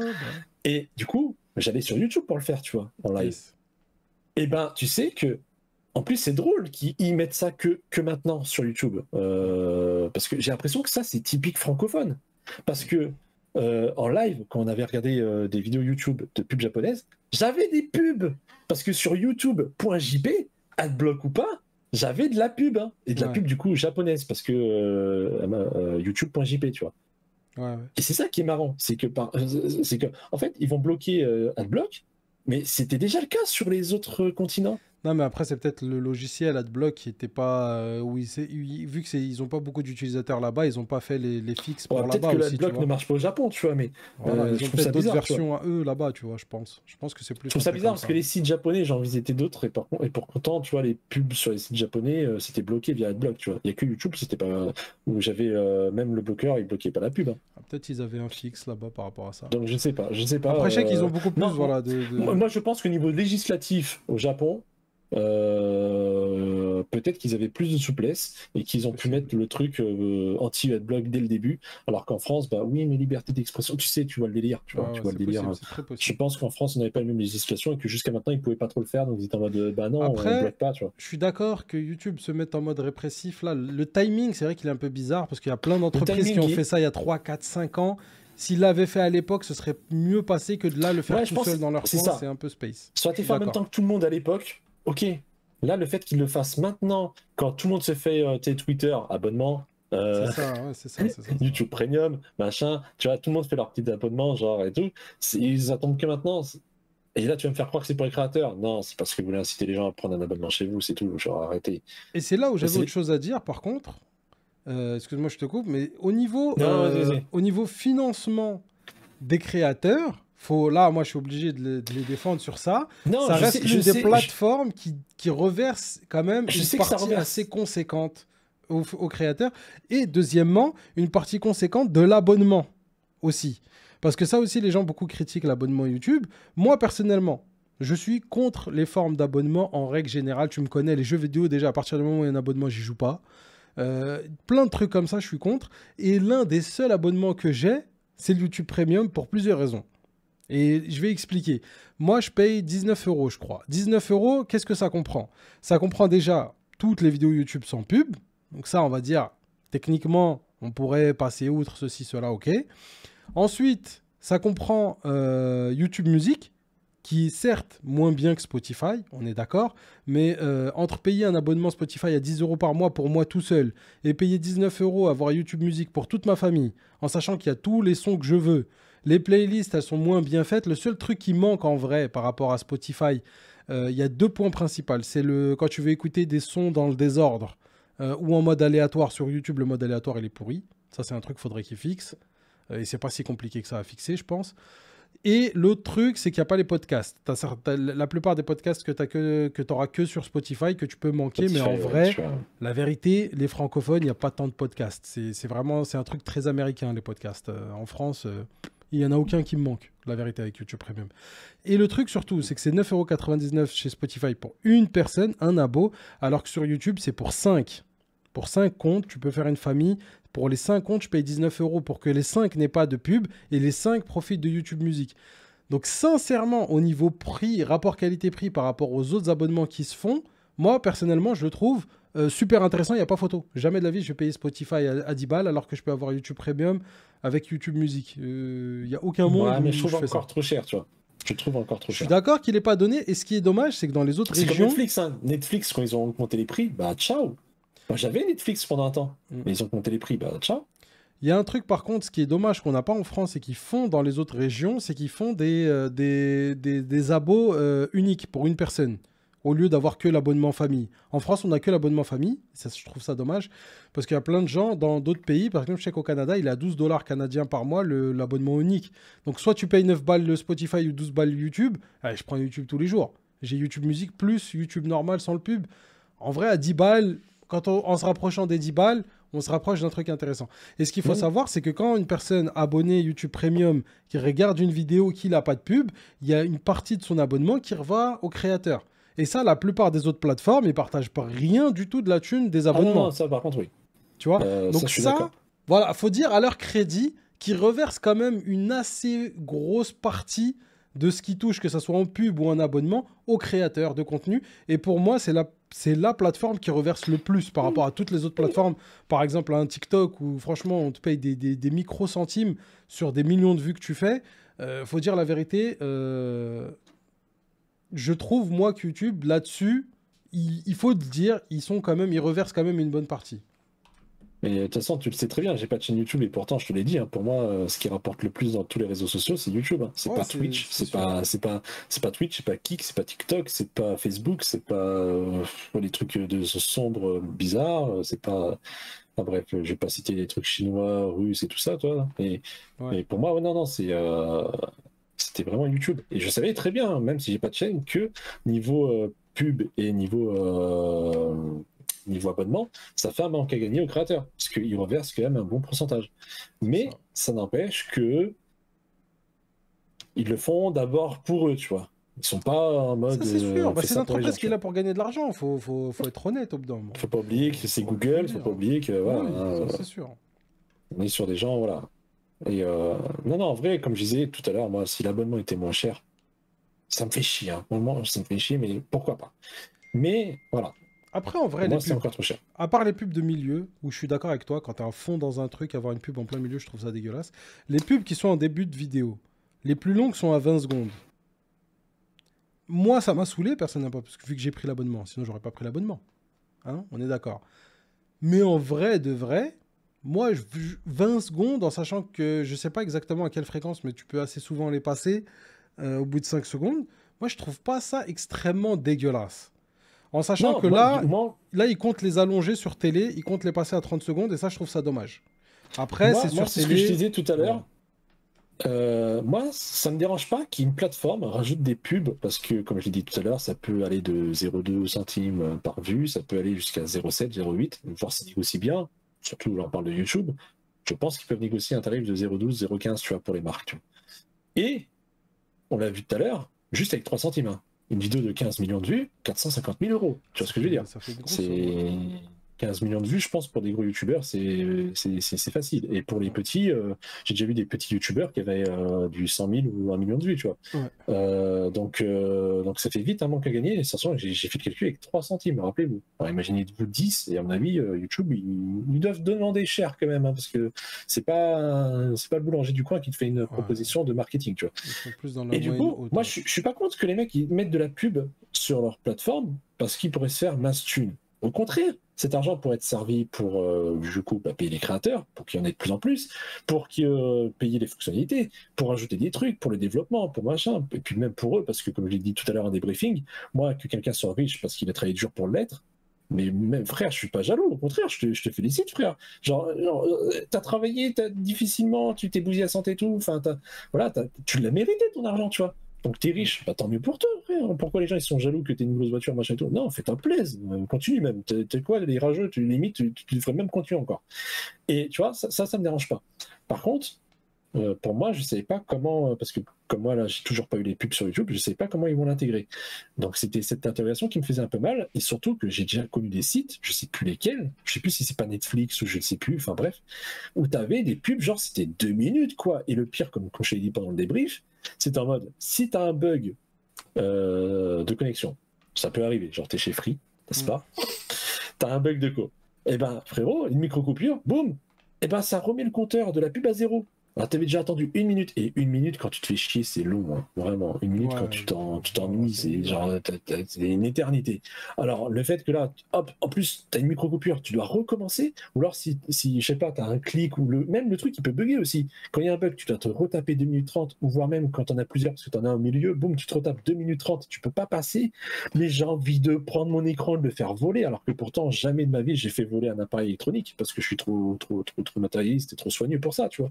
Donc, et trop patient et calme. Mais ça me rend fou parce que 2 minutes, c'est trop en fait. 20 secondes, voilà, une pub de 2 minutes, ok.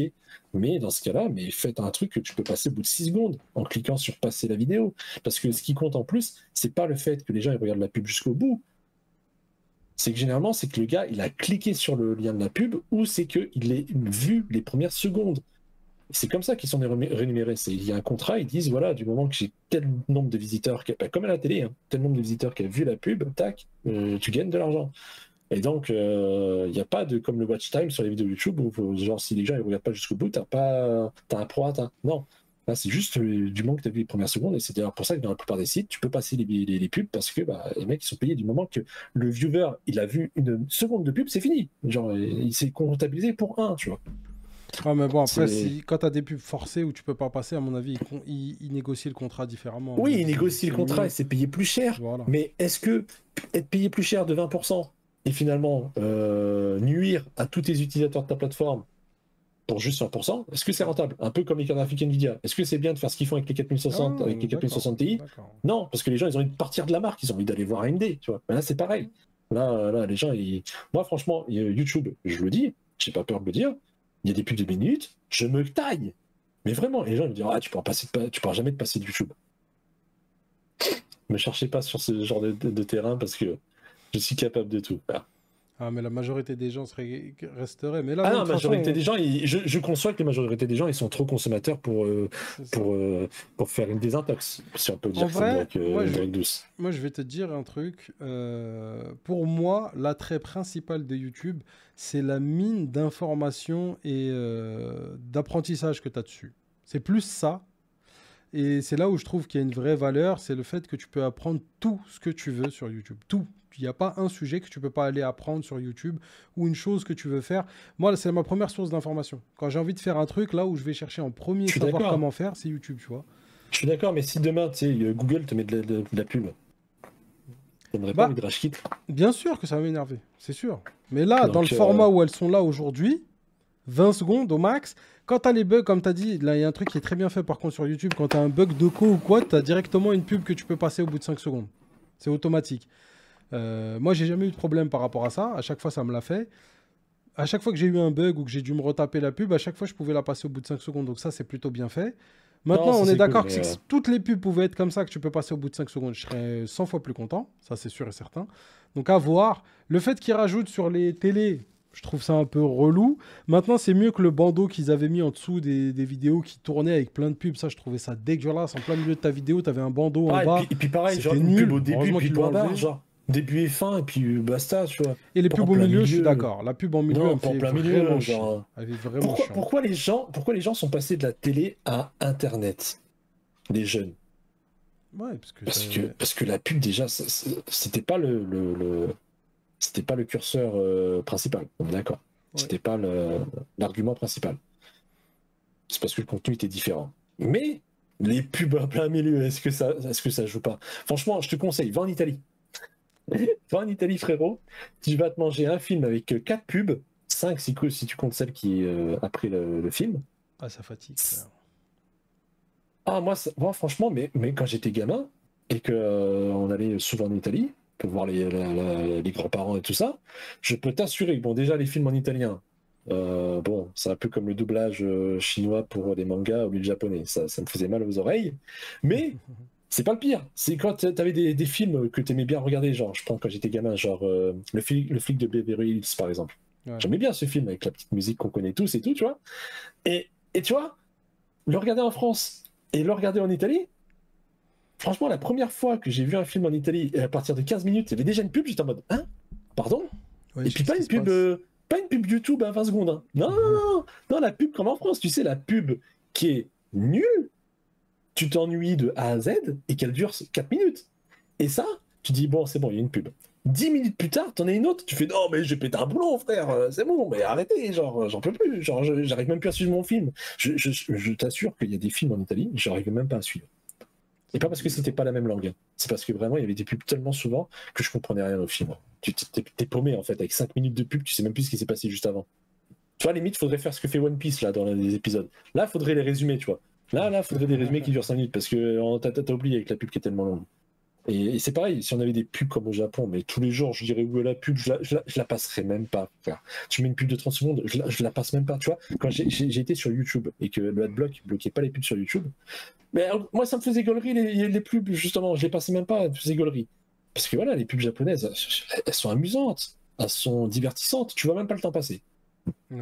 Alors, c'est aussi le problème de ça, c'est que voilà, il faut rajouter les pubs, mais il faut que ça soit bien fait, et malheureusement, les pubs, je suis désolé, les pubs occidentales, elles sont nulles, hein. Elles s'ennuient. Hein. Je pense qu'ils ont de quoi faire pour les améliorer. Je pense qu'il y a vraiment des axes d'amélioration.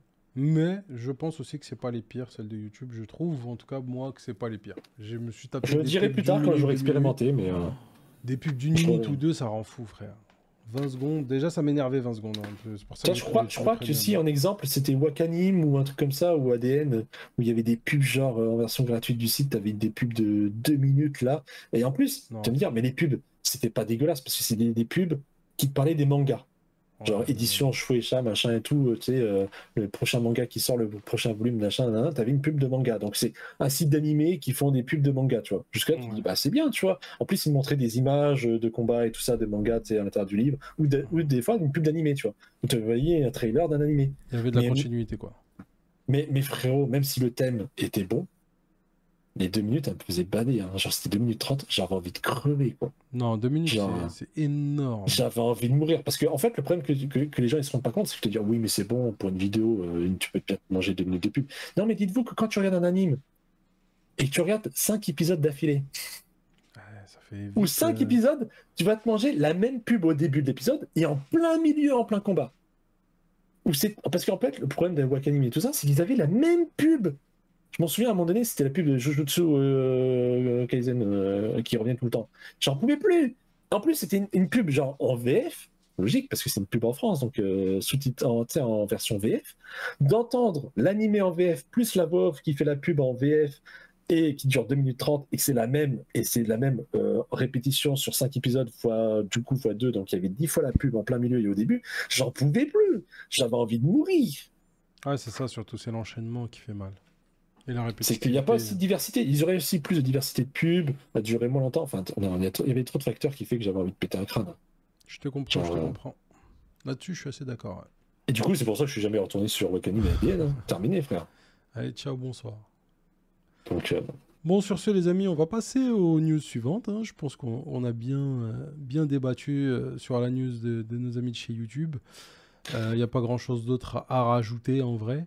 L'info suivante que je veux vous présenter, en fait, c'est des améliorations de chez nos amis de chez Nvidia qui ont aidé à améliorer en fait le rendu en temps réel des fluides. Ce que vous allez comprendre, c'est qu'habituellement, comment est faite l'eau dans les jeux? Alors, soit c'est que la surface qui bouge et en dessous, c'est juste un fond de couleur. Soit on a... Mais du coup, on n'a on n'a aucune utilisation de la profondeur. Donc dans les jeux, pour la profondeur n'était pas utilisée.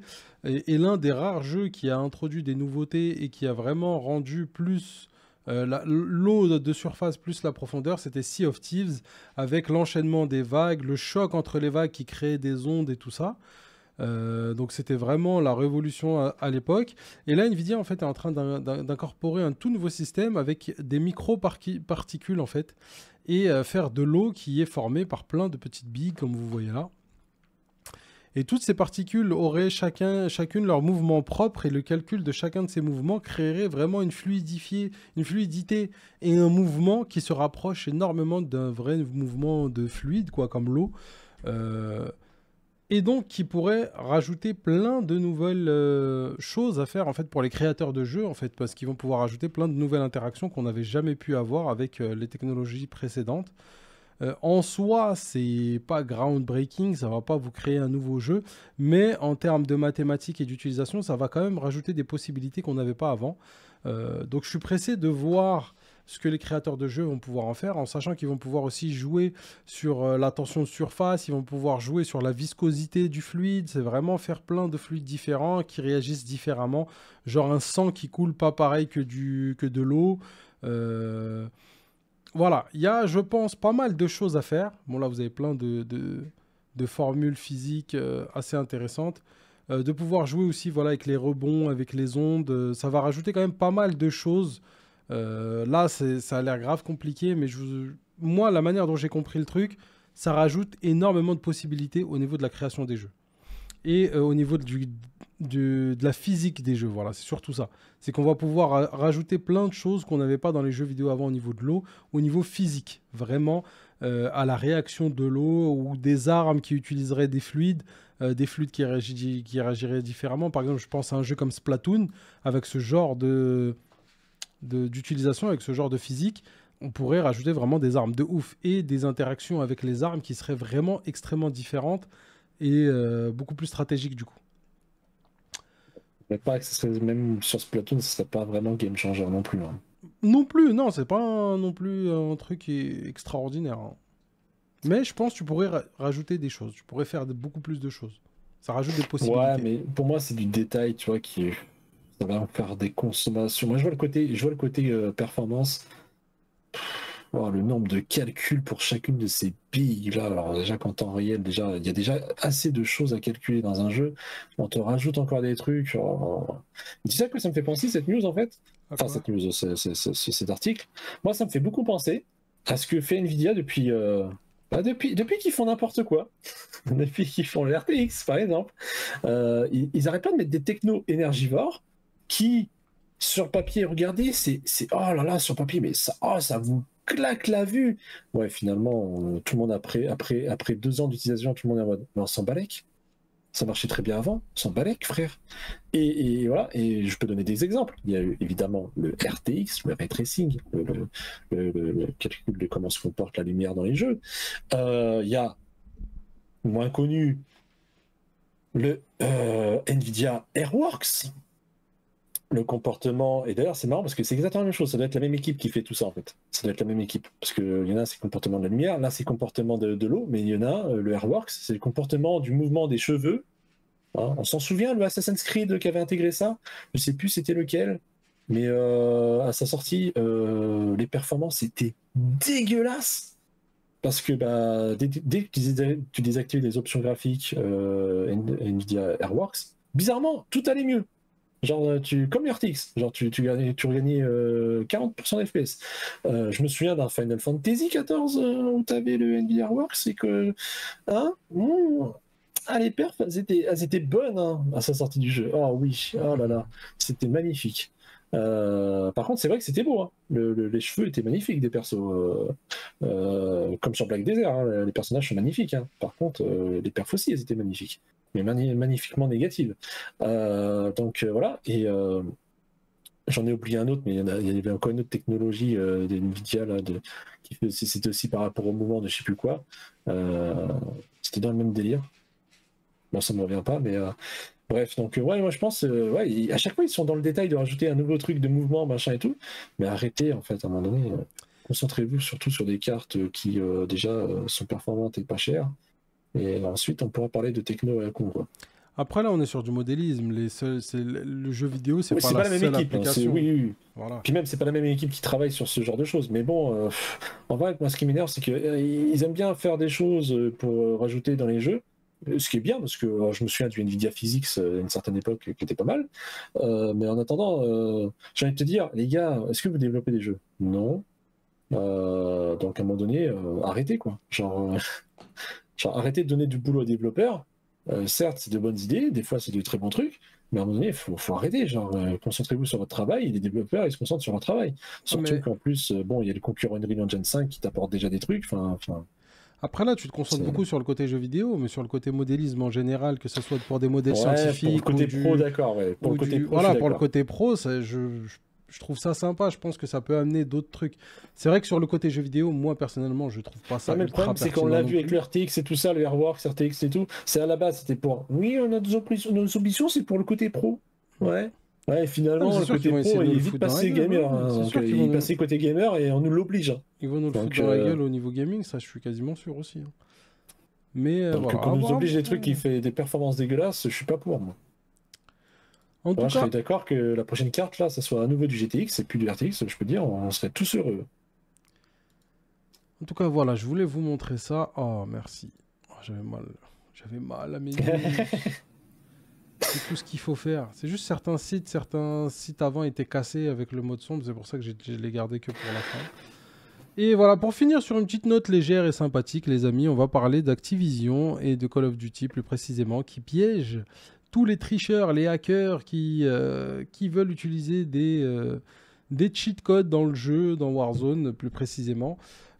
Pour tous ceux qui utilisent des aimbots, plein de trucs comme ça pour les aider à tricher dans le jeu, une fois que le jeu vous a détecté en tant que tricheur et utilisateur de logiciels tierces ou quoi que ce soit, ils vont vous laisser intégrer une partie.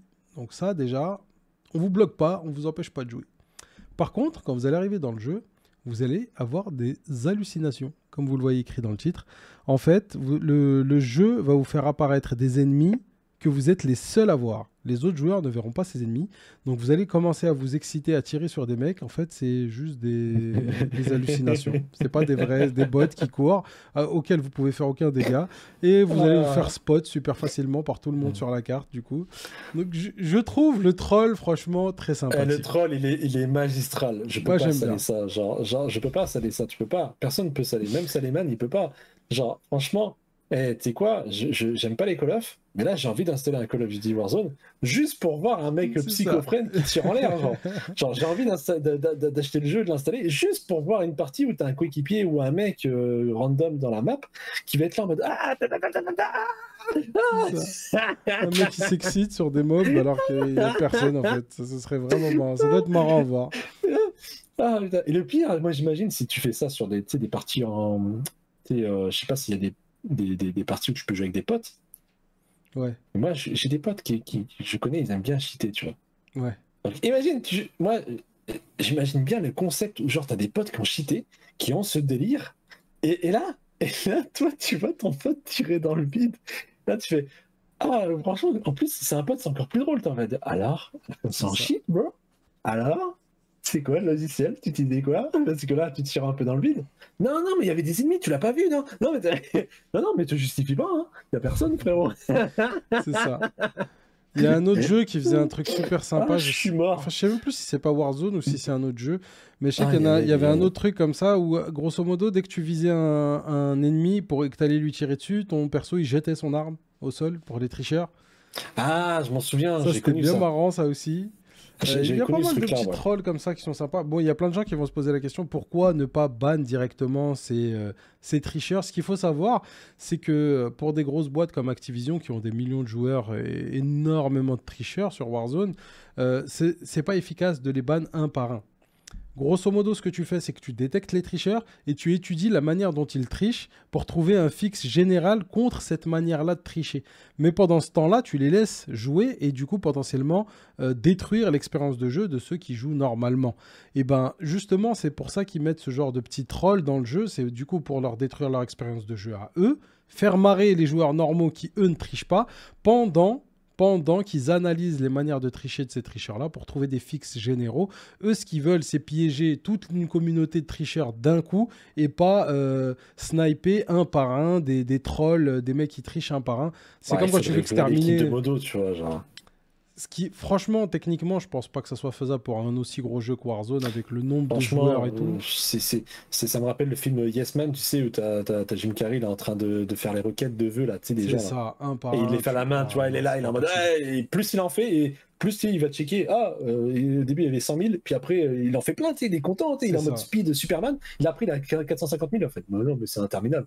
Et c'est ça, c'est exactement ça en fait. C'est comme un exterminateur de rats. Si tu essaies de choper les rats un par un, tu n'auras jamais fini de ta vie. Ils se reproduisent plus vite que tu ne les attrapes. La seule façon que tu as de faire, c'est de détruire la colonie complètement. Et c'est comme ça qu'ils fonctionnent sur les jeux vidéo. C'est pour ça que souvent, c'est rageant quand tu tombes sur des mecs qui trichent. Ils ont trouvé un exploit. Pendant 2-3 semaines, tu vas être dégoûté. Mais après, ils vont fixer le truc. Et puis voilà, ça va disparaître. Puis comme tu l'as dit, s'il devait faire un bot qui banne automatiquement, ça ne corrige pas le problème qui fait que derrière, tu sais pas comment ils s'introduisent dans le réseau, dans les serveurs, tu sais pas quelle couche ils utilisent pour infiltrer leur truc et mettre leur logiciel et comment ils fonctionnent, tu vois. Donc pour le debugging, c'est chiant. Et comme tu l'as dit, en plus, moi je vois le côté debugging, mais en fait, je vois même un autre côté. Franchement, quelqu'un qui vous veut du mal, ne lui répondez pas en fait. L'ignorance est la meilleure des souffrances, tu vois. Donc là, le fait qu'ils les bannent pas, ça, en plus, ça leur donne moins de crédit parce qu'il y a des gens, ils jouent sur ça en fait. T'as des gens sur le réseau, ils jouent du ban en mode, tu sais, ça leur fait de la vue, tu vois. Donc là, le fait qu'ils font ce genre de choses, c'est encore mieux, tu vois. Non, franchement, c'est une très bonne idée. Franchement, le troll, moi j'aime beaucoup. Excellent. J'aime beaucoup. Ouais, je valide. Voilà les amis, on a fait le tour. Aujourd'hui, c'était une émission assez courte comparée à celle des semaines précédentes, mais on va essayer de se rapprocher de ce format-là d'une heure et demie. 1h30, 2 heures, je pense, c'est l'objectif. Voilà. Ouais. Je pense que c'est beaucoup mieux et c'est plus facile pour ceux qui vont venir checker la rediff sur YouTube. Et encore une fois, à tous les amis qui viennent sur YouTube, n'hésitez pas à follow la chaîne. Ça vous coûte absolument rien, sachez-le, ça ne coûte rien. Mais nous, ça nous aide énormément. C'est ce qui nous permet de vous faire plus de vidéos. Je sais qu'en plus, ces derniers temps, vous avez que les tech shows. J'ai pas d'autres vidéos, du contenu plus court de 10 à 12 minutes comme je faisais avant. Il y en a de moins en moins. Enfin, il n'y en a plus. J'ai pas eu le temps d'en faire ces derniers temps parce que voilà, dans ma vie, il s'est passé énormément de choses. Je suis en pleine transition. Mais sachez-le, c'est ce que j'ai envie de faire. Moi, ce que je veux faire, c'est me dédier complètement à la chaîne YouTube. Donc voilà, montrez-nous votre soutien, un petit follow, c'est juste en dessous.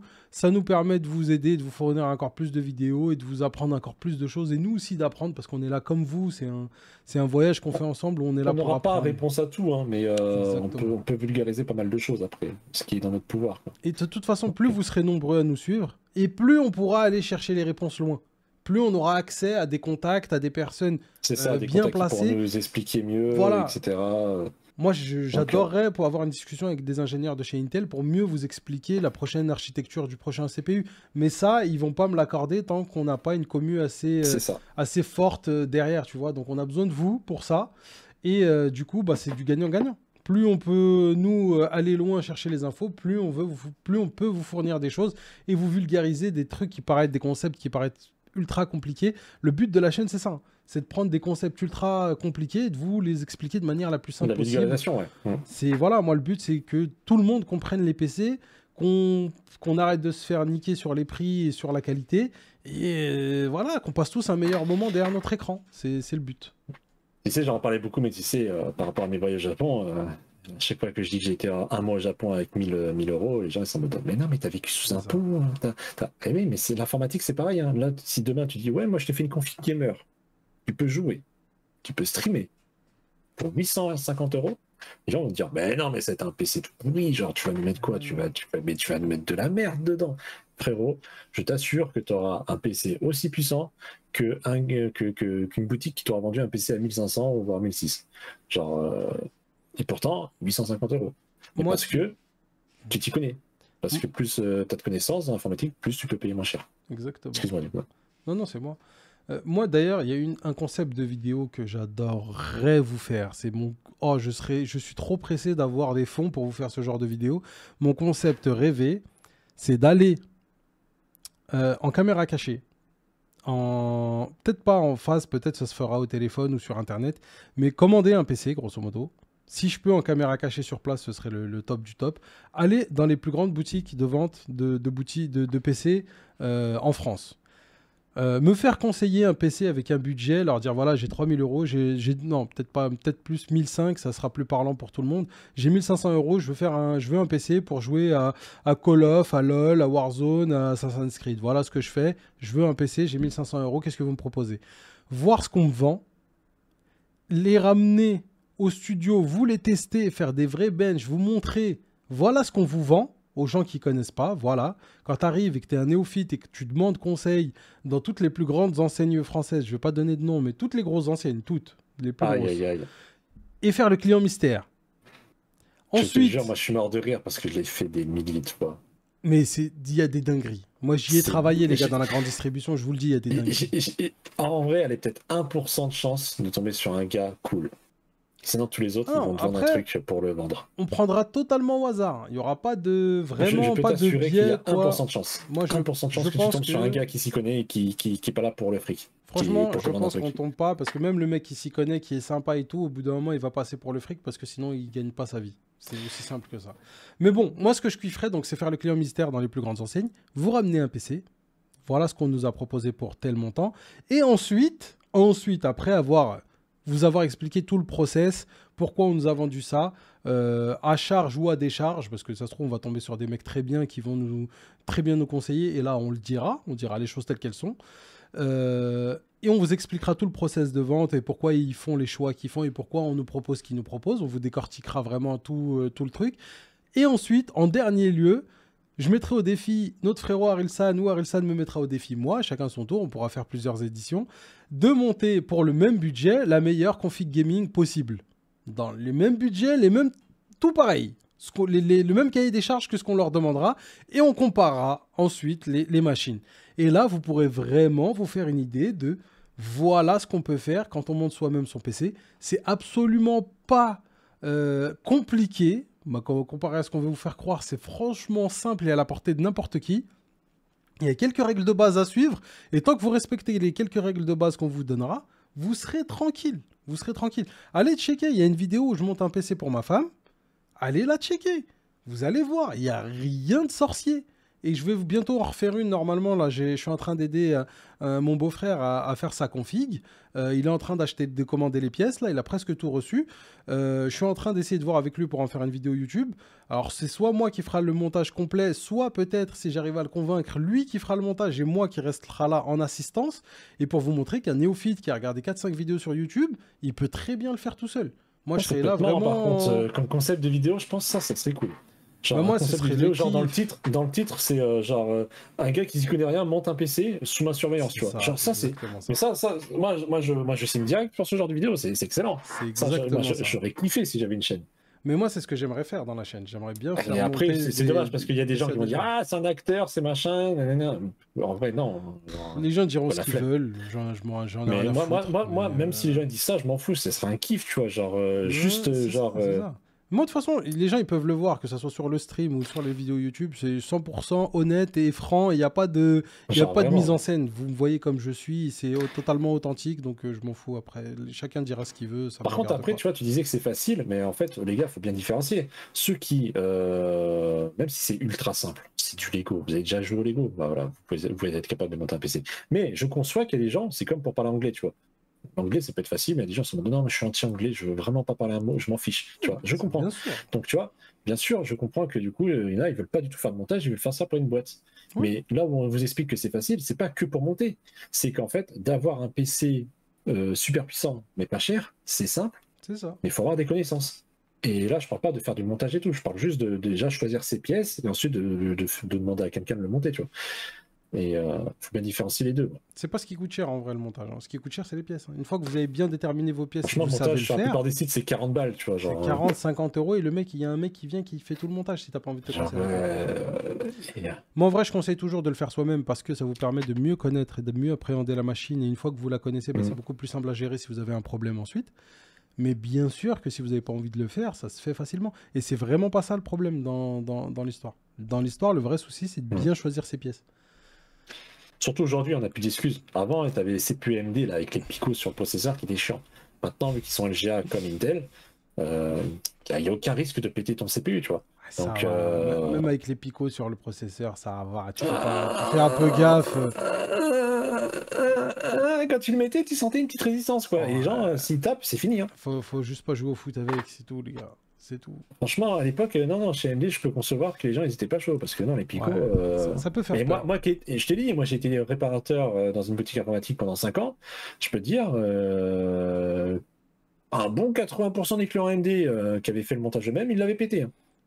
Donc voilà. Et au démontage, j'en parle pas, c'était 100%. La pâte thermique qui colle là. Mais maintenant, il n'y a plus d'excuses, tu vois ce que je veux dire. Maintenant, là, tu peux plus, genre, non, ils ont le système LGA, tu peux plus casser, tu vois. C'est vrai. Donc, t'as encore moins d'excuses, tu vois. Voilà les amis, vous avez 2-3 idées de vidéos qu'on veut vous faire sur la chaîne. N'hésitez pas du coup à follow. N'hésitez pas à venir nous voir aussi en plein stream. Du coup, l'émission elle est en stream soit le vendredi, soit le samedi, en fin de soirée, vers les 23h, entre 23h et minuit. Sur Twitch ou sur Kik en général, quand le frérot Rarilsan n'a pas la flemme. Ouais, ce soir j'avais une flemme, et surtout la connexion, tu l'as vu tout à l'heure, hein, le 20 mégabits où j'étais sur Discord et t'entendais...